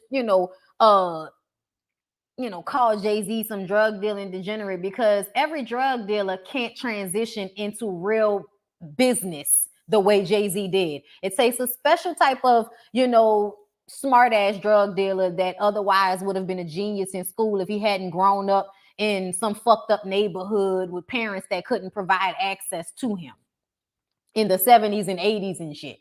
Okay.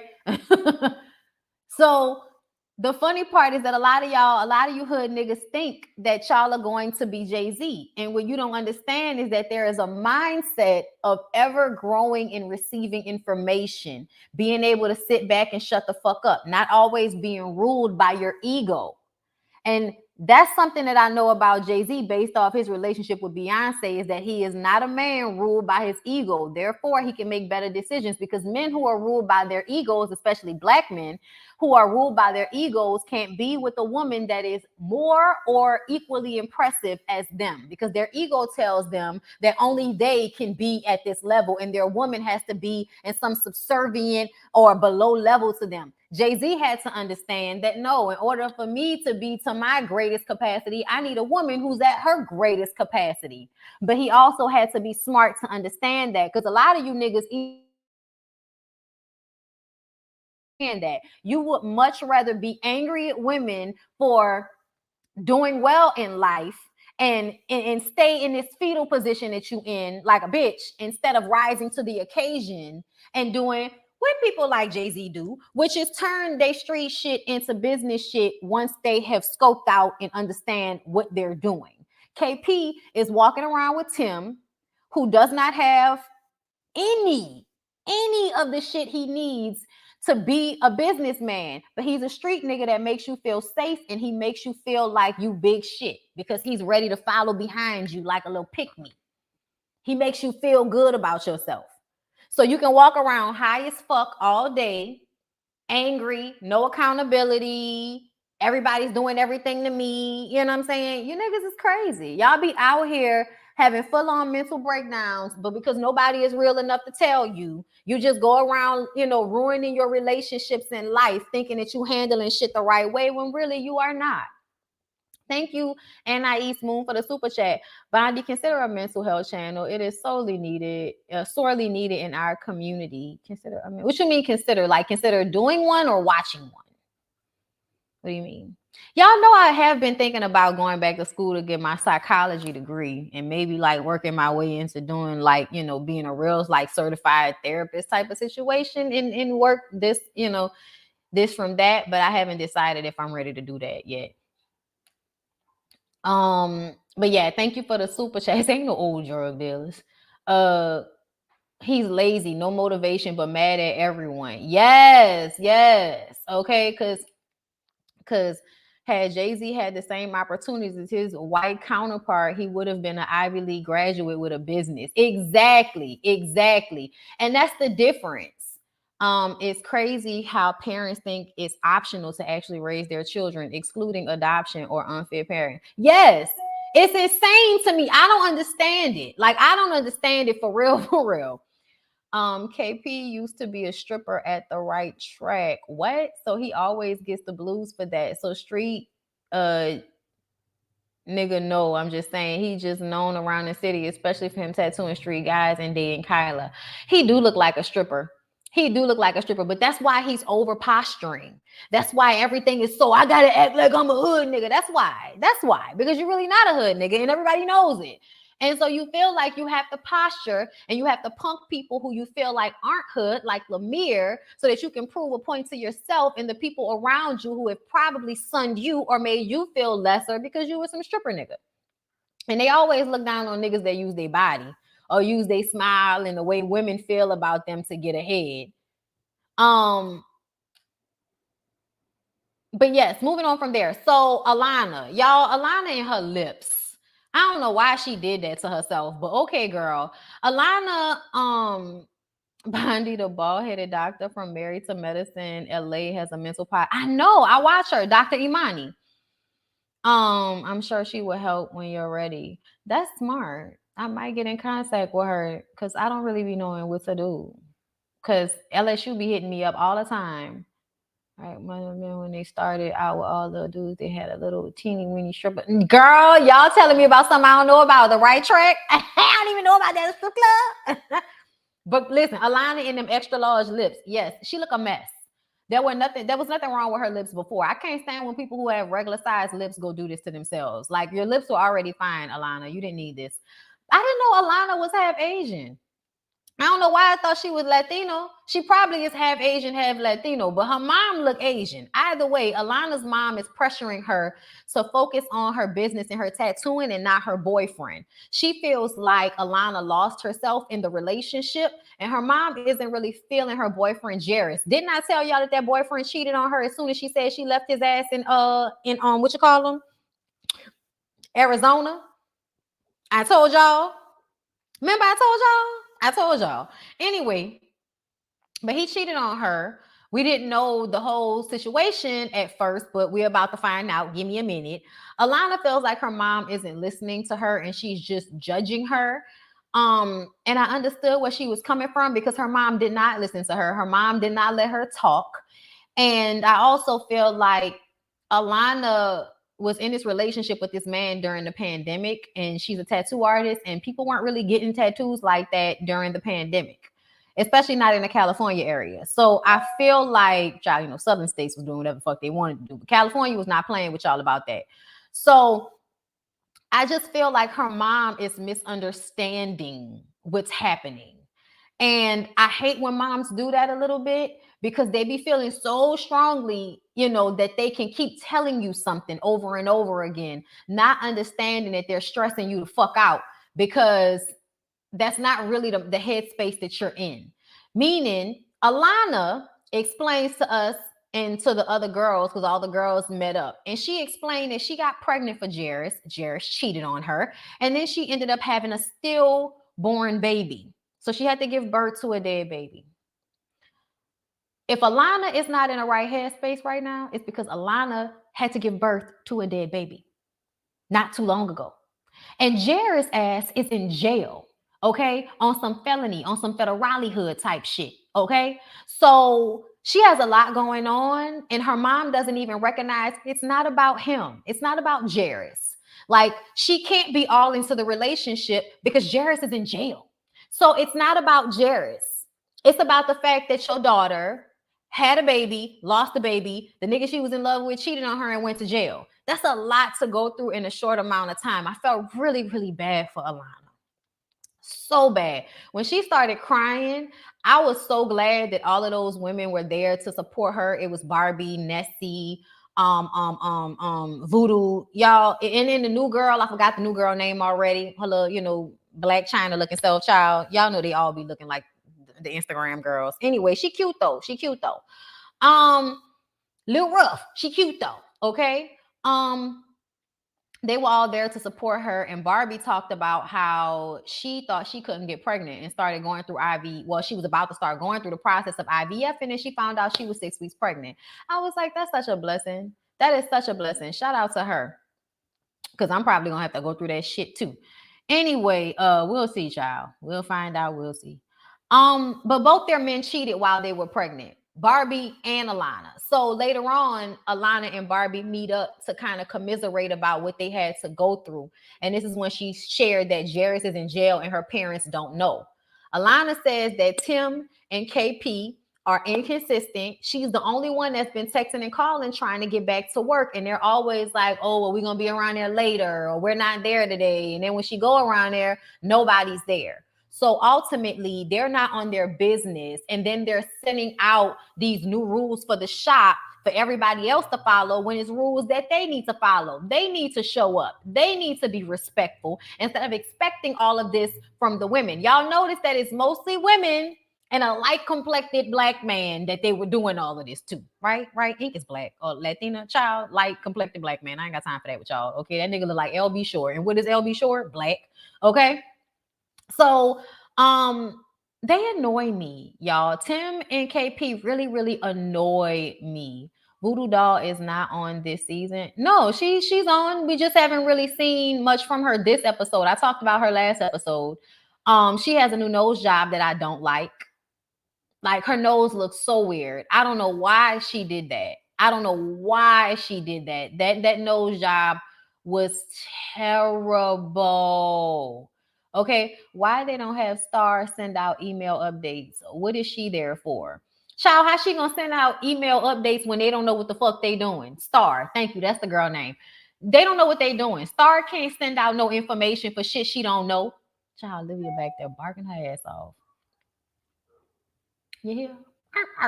Anyway, y'all. So Tim meets with Ink and he finds out, because y'all know last episode when they had that meeting outside, the fuck was that? Tim was all in Ink's face talking about, if you're not really going to be down for this, if you really not going to be 10 toes down for tattooing and art, ink and music, then I don't, child, all that bullshit he was talking. And Ink was like, my nigga, my apartment burned down and my grandmother is in the hospital. I got a lot of shit going on. Y'all think everybody is so worried about what y'all got going on, like they don't have shit going on in their own lives, okay? And Tim is like, well, as long as you can communicate, then it's cool. I'm like, you're a weak ass nigga because you did all of that screaming and hollering, acting like you wanted to fight that man over nothing for y'all to meet up in private, and now you acting like you got sense. You're a bitch, Tim. You're a bitch. I don't like that. That's so fucking fake to me. You did all of that screaming in that man's face, disrespecting the fuck out of him in front of those women so that you can turn around and have a more civilized conversation in private, all for Ink to turn around and say, well, as long as it didn't ruin my friendship with Tim, it's all good. Tim is not a good friend to have. Tim is not a good friend to have. I know he makes you think he may be a good friend to have, a do dirt nigga, but he's not. He's not a good friend to have. He's the type of person that's going to end up getting you fucked up or end up getting you in some shit. Yeah, like Tim always got coal in his eyes and white around his lip, the white around your lip, stupid looking ass. Oh my God. So then we get introduced to a lady that owns a taco food truck. And there's this guy named Polo that worked for her taco food truck that just got out of jail that tells KP he wants to come and tattoo for him. So now KP feels like, man, niggas straight out of jail won't come work for me. I don't need to beg none of y'all niggas to come work for me. Shit. So you know what? I'm going to open it up for everybody. And y'all won't come and work with a real one? Then we could do that. If you ain't with me, get out my way. I was like, man, shut this stupid ass up. He was getting a tattoo. Star coming there like, hey, Barbie want to talk. KP like, I don't give a fuck about talking to Barbie. Barbie not coming back in the shop. I don't want Barbie back in my shop. Really? You know why? Because his feelings are so hurt that Barbie dare be honest about the fact that he's not good at managing his shop. You're not good at managing your shop. And everybody said that, which is why you should own the shop. Lemire should have managed the shop for you. Tim's stupid ass should have went to school and got certified for security so he can do that since that's what he does. Barbie should have been your assistant/secretary, okay, that handles the desk and the day-to-day duties of the shop. And then you got your tattoo artist. The shit is easy. And I'm sure that's what the producers were thinking when they were looking at the dynamic of the show. But no, KP wants to act like a drugged out crazy person. Because honestly, he's acting like somebody that does coke. Real full of yourself, acting irate, not being logical, all in your feelings. Child, when Star said she didn't think he was serious about not having Barbie back because he was emotional, you was just really emotional. So I know. Basically, you was being an emotional creature. You was acting like a bitch. I know if you were serious, but now I see that you like permanently gonna act like a bitch. So it's cool. Barbie was like, if he not gonna talk to me, then fuck it, fine, I'm out of here. She get on the phone. Lemire was like, I'm gonna open up my own shop. Come work for me. Come work for a real one. I am excited to see this competition between Lemire and KP, and I hope Lemire bests him. I hope Lemire's shop is popping. I hope Lemire is in that bitch giving y'all tattoos and selling y'all ice cups and hot dogs. Nachos too, because you can't sell ice cups and hot dogs without nachos. It's just the way it go. Child, around my way, you smell it because those ice things are snowballs. Okay, like they're called snowballs. I don't know if y'all do snowballs everywhere else, like we do snowballs, but child, it's a snowball. A snowball, hot dogs, pickles, chips, nachos. Okay, what else? What else? What else?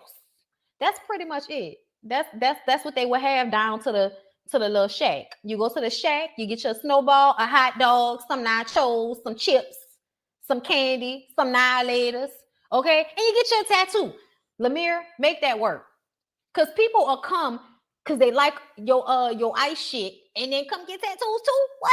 And then you make the tattoo shop name be something similar to his already business that he got and kind of draw them two together. And then you can have like, your string of businesses that, child. No, it's not frozen cups. It's not frozen cups, y'all. It's a snowball. Okay. A frozen cup is when you put Kool-Aid in a cup and you put it in the freezer. And then once it freezes, you pop it, you flip it, and you eat it. You bite it. That's a frozen cup. That's a freeze cup. Okay. A snowball is shaved ice with syrup on it. Okay. That's a snowball. Okay. Okay. So apparently y'all don't do snowballs everywhere. Okay. In New Orleans, we have very soft. This is how you know they good. Don't go to nobody with that chunky ass ice. It has to be very smooth, shaved ice. Okay. And then you put syrup. Okay. There's all kinds of different flavors of syrup. Down here, bitch, there's girl, listen. Okay. There's a snowball stand right now calling my name. Anyway, child, they be outside the neighborhood with the snowball truck when it get hot. That's how we do it out here. Okay. So yeah, snow, and then you put the condensed milk in the snow. Girl, don't even get me started on the snowball situation. Okay. But what Lemire is doing, the happy ice shit, it's a snowball. Okay. It's a snowball. Okay, y'all have snowballs. Okay, y'all have snowballs in Pittsburgh. All right. Okay. South Carolina. Listen, but yeah, freeze cup and a snowball are two different things, just so we clear. We have one called Pelicans. Okay, what's that? How I used to get my frozen cup. But we do get our frozen cups from the candy lady. Yes, yes. Okay. Everybody has a candy lady. Growing up, they don't do that no more because you can't trust people. But yeah, candy lady has frozen cups because she put them in a freezer. Okay. But no, snowballs, snow cones, you know what I'm saying? Different situation. Shaved ice calls for a big machine. Okay. Snow cones are crushed ice. Yeah, no, you heard me, right? Shaved ice, totally different. Crushed ice, you break your teeth. Shaved ice, you just be biting into it's like snow. You just bite into it, it's soft. I love y'all. I don't like the syrups because they do the acid reflux thing to me. Y'all, I gotta go get my dogs and we're gonna get into Jocelyn's Cabaret. It's gonna be a long video, but it's the only one I'm doing today, so it don't matter. But anyway, the ice is so soft that when you just bite into it, it's a satisfaction thing. So I would get just ice. We would go and Lyric will get a frozen cup with syrup, and I just get a regular frozen cup with no ice. I mean, with no flavoring, just ice, because I just like the ice that much. But oh, that make me oh. Now I'm thinking about a frozen. Or the snowball. Y'all know what I need for y'all to do. Can y'all please do me a favor and like the video? I'm gonna be right back. I just gotta go get my dogs. Okay, give me a second.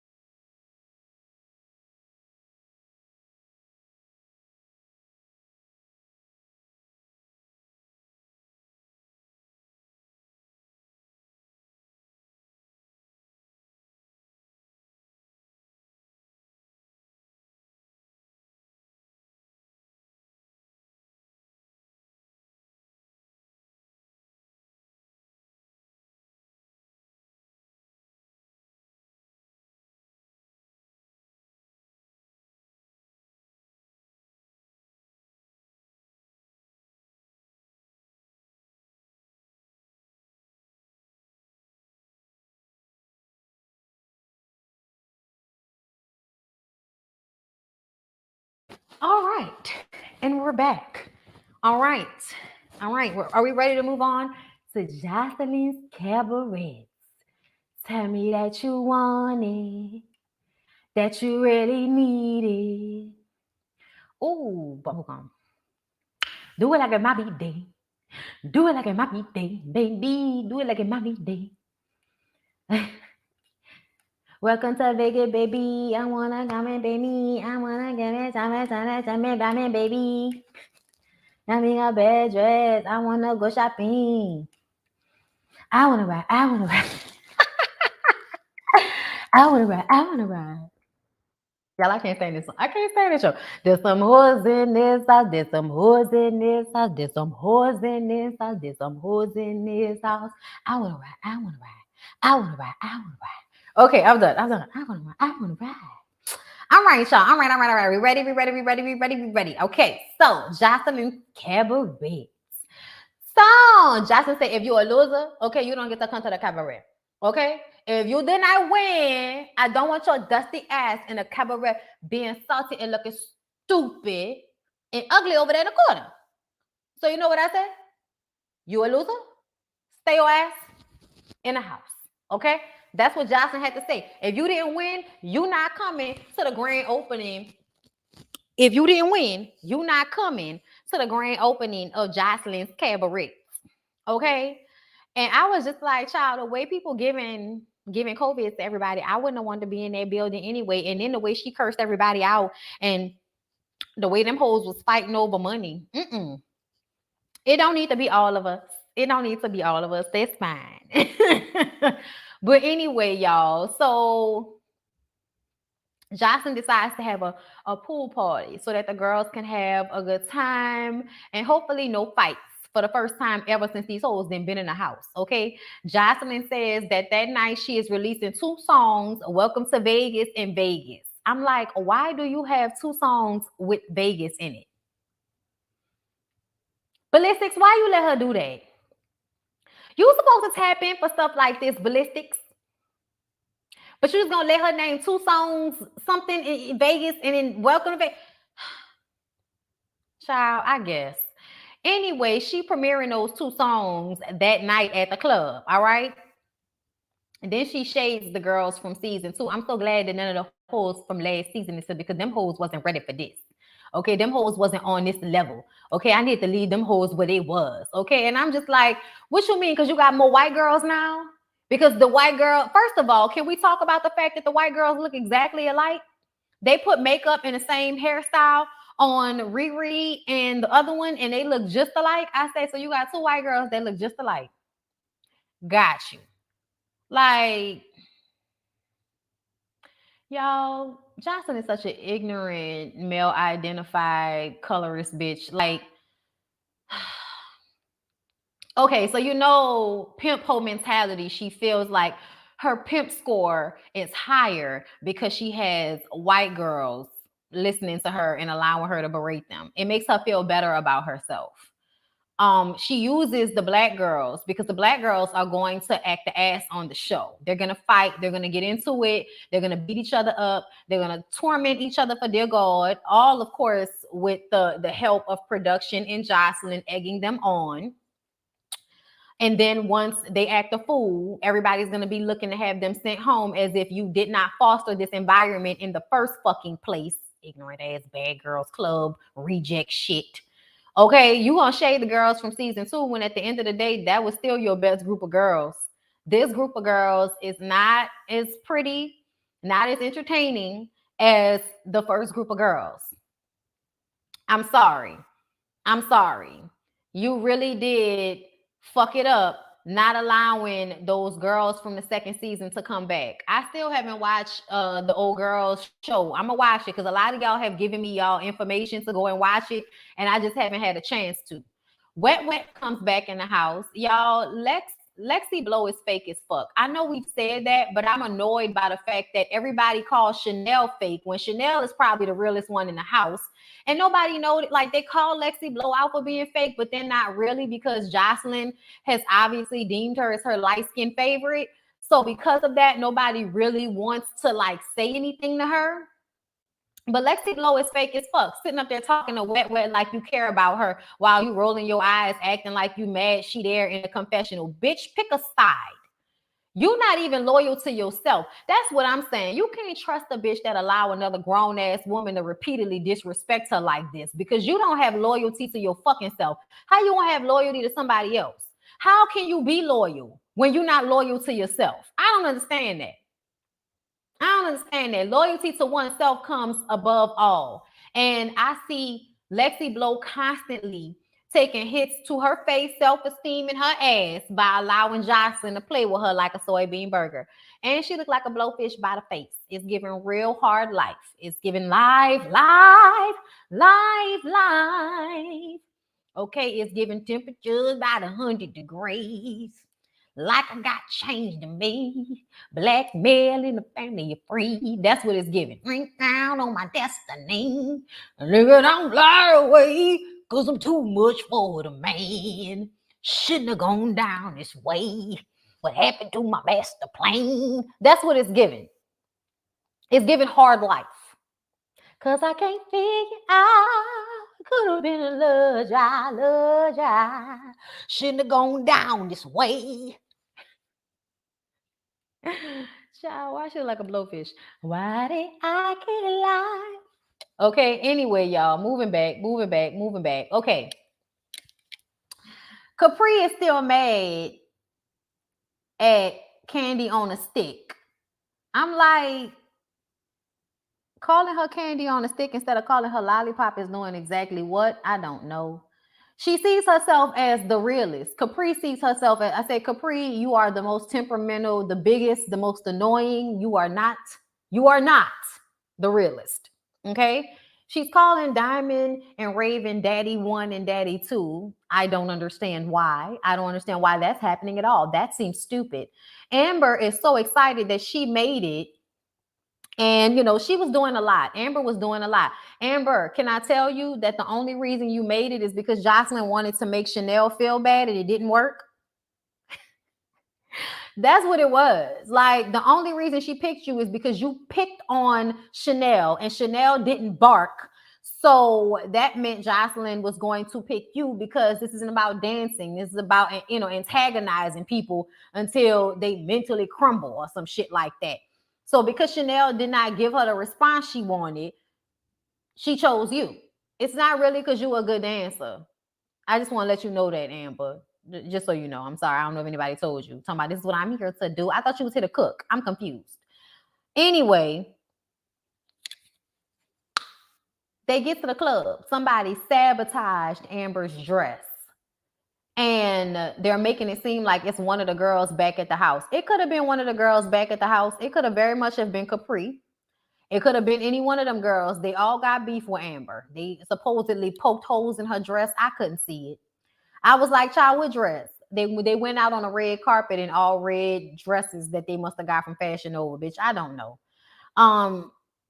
They was acting like people was outside mad because they was at capacity. That felt like a lie. That felt like production. That felt like somebody playing in my face. Jocelyn performs, and y'all, Jocelyn always kills her stripper performances. I want to say that she kills her stripper performances, but Jocelyn, I noticed that all of that rehearsal, all of that performing, you could do it in your sleep. You also can't sing and dance at the first time. I noticed that. So you might as well put the mic down and just let the track play, because you are not a singing, performing person.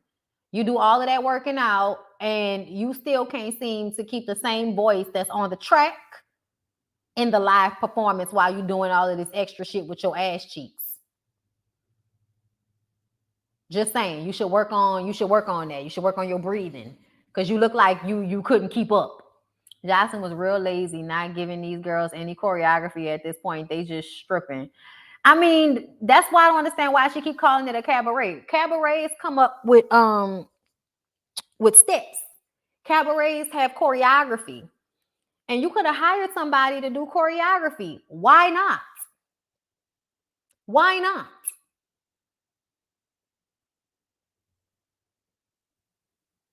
Like, didn't make no sense to me, girl. Did y'all hear her? There's some husband. Bitch, you can't even sing. Shut up.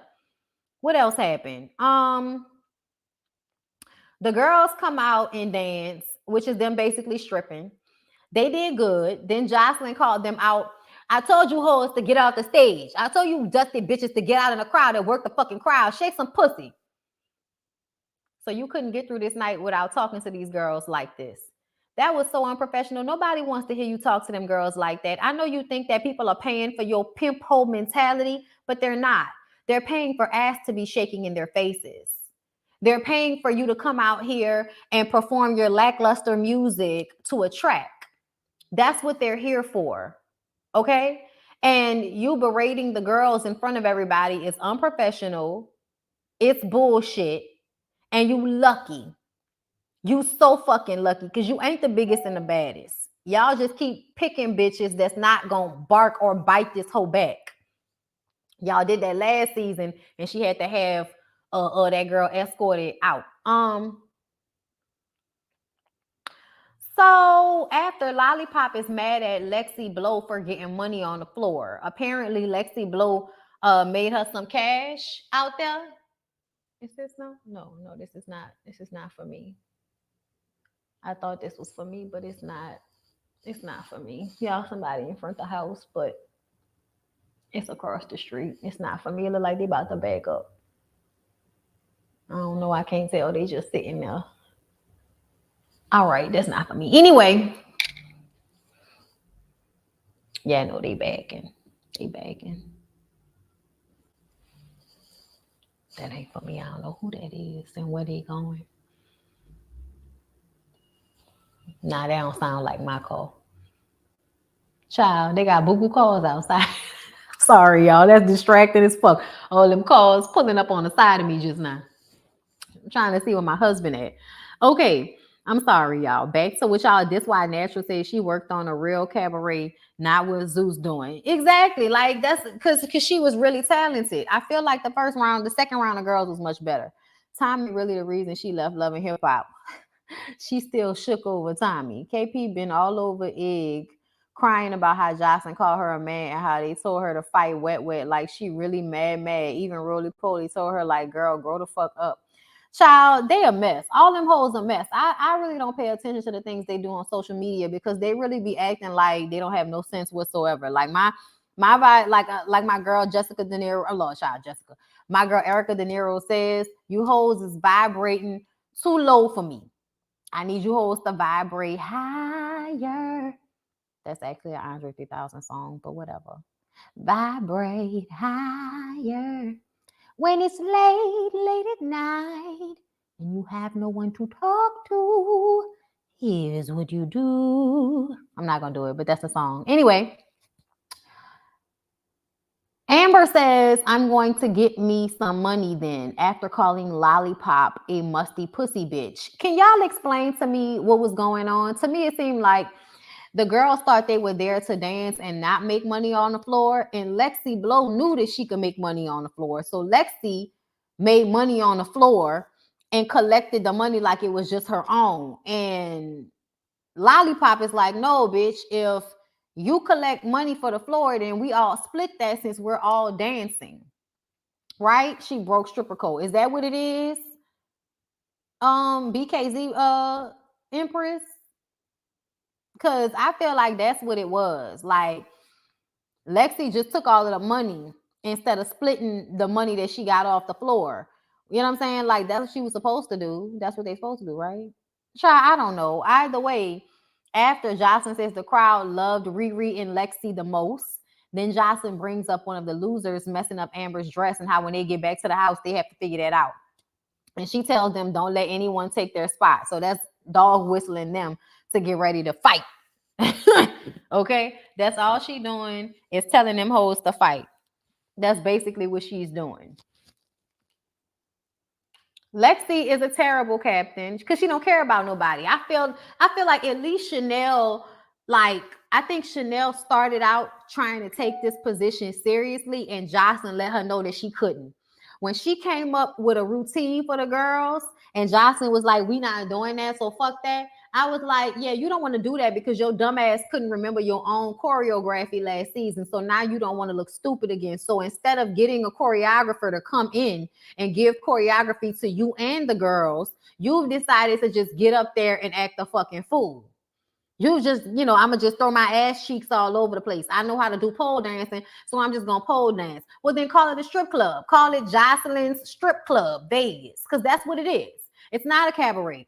Cabarets have, not only do they have choreography, they also have feathers and boas and costumage and makeup and sets and all kind of shit. They get in big ass martini glasses with bubbles and shit and cover their titties the whole time and magically cover their titties to the last moment, and they show their titties with tassels on them and they get the fuck out of there. Okay? Like, it's a build-up. You got them hoes shaking pussy in people's face like it's an old regular nasty-ass strip club. Ain't nothing cabaret about this shit. Ain't nothing cabaret about this shit. Split where? You tip out and pay the club. You don't split at the end of the night. Not at a regular strip club. Not at a regular strip club, but in the setting that they were in. Where if we all, set amount of dancers dancing for this performance, if you picking up money off the floor, then everybody should be picking up money off the floor. Even if they didn't split what she picked up, the other dancers didn't know that they could make money on the floor, from what I understood. Always known of a percentage or a tip out. I love you, Bondi. I swear you are cracking me up in this playback about Mardi Gras. She must have never watched Burlesque or Showgirls. For real. Yeah, she's supposed to split with the group. Like Stripper Bowl and ATL. Okay, that makes sense. Cabarets have badges in some bomb costumes. Yeah, they do. This was you making me miss P Valley. Thank goodness it's coming back. And said it's not coming back in September. It's coming back in June. What you talking about? P Valley come back in June, love. Lollipop said the rule is split it in the club, period. It's not giving P Valley. It's giving stripper. It's not giving P Valley. Fuck, even P Valley had a better lighting system than this. And that shit was supposed to be in Willacoochee, Georgia, some fucking well. Yeah, he's supposed to split it with the group. You come as a group, you leave as a group. Period. And that's how I feel. Like, and if you were gonna let the girls, get their own money, then say that shit up front. Don't let them girls see her picking up money off the floor and everybody else thought they was just doing this shit because they're part of Jocelyn's Cabaret. There wasn't no real conversation about it, and I feel like they did that on purpose, hoping that would spark controversy in another fight. Child, they so fucking transparent. Yeah, okay. But yeah, y'all, that was basically everything that happened. I've been talking to y'all for 2 hours. We done. I'm done. I hope y'all enjoyed it. I'm gonna come to y'all tomorrow for scripted TV. And then y'all know the Ooh Ladies First panel is tomorrow on Jaylee's Corner. So y'all make sure y'all come holler at us. I'm gonna try to do a BondyBlue show probably on Friday for sure. But we're gonna see y'all. Either way, I hope y'all enjoyed me today. I loved y'all. Thank y'all for coming through. Like, comment, subscribe. Don't forget to subscribe to the BondyBlue Show website, become a member, all of that. I love you guys so much. And I will see y'all in the next one.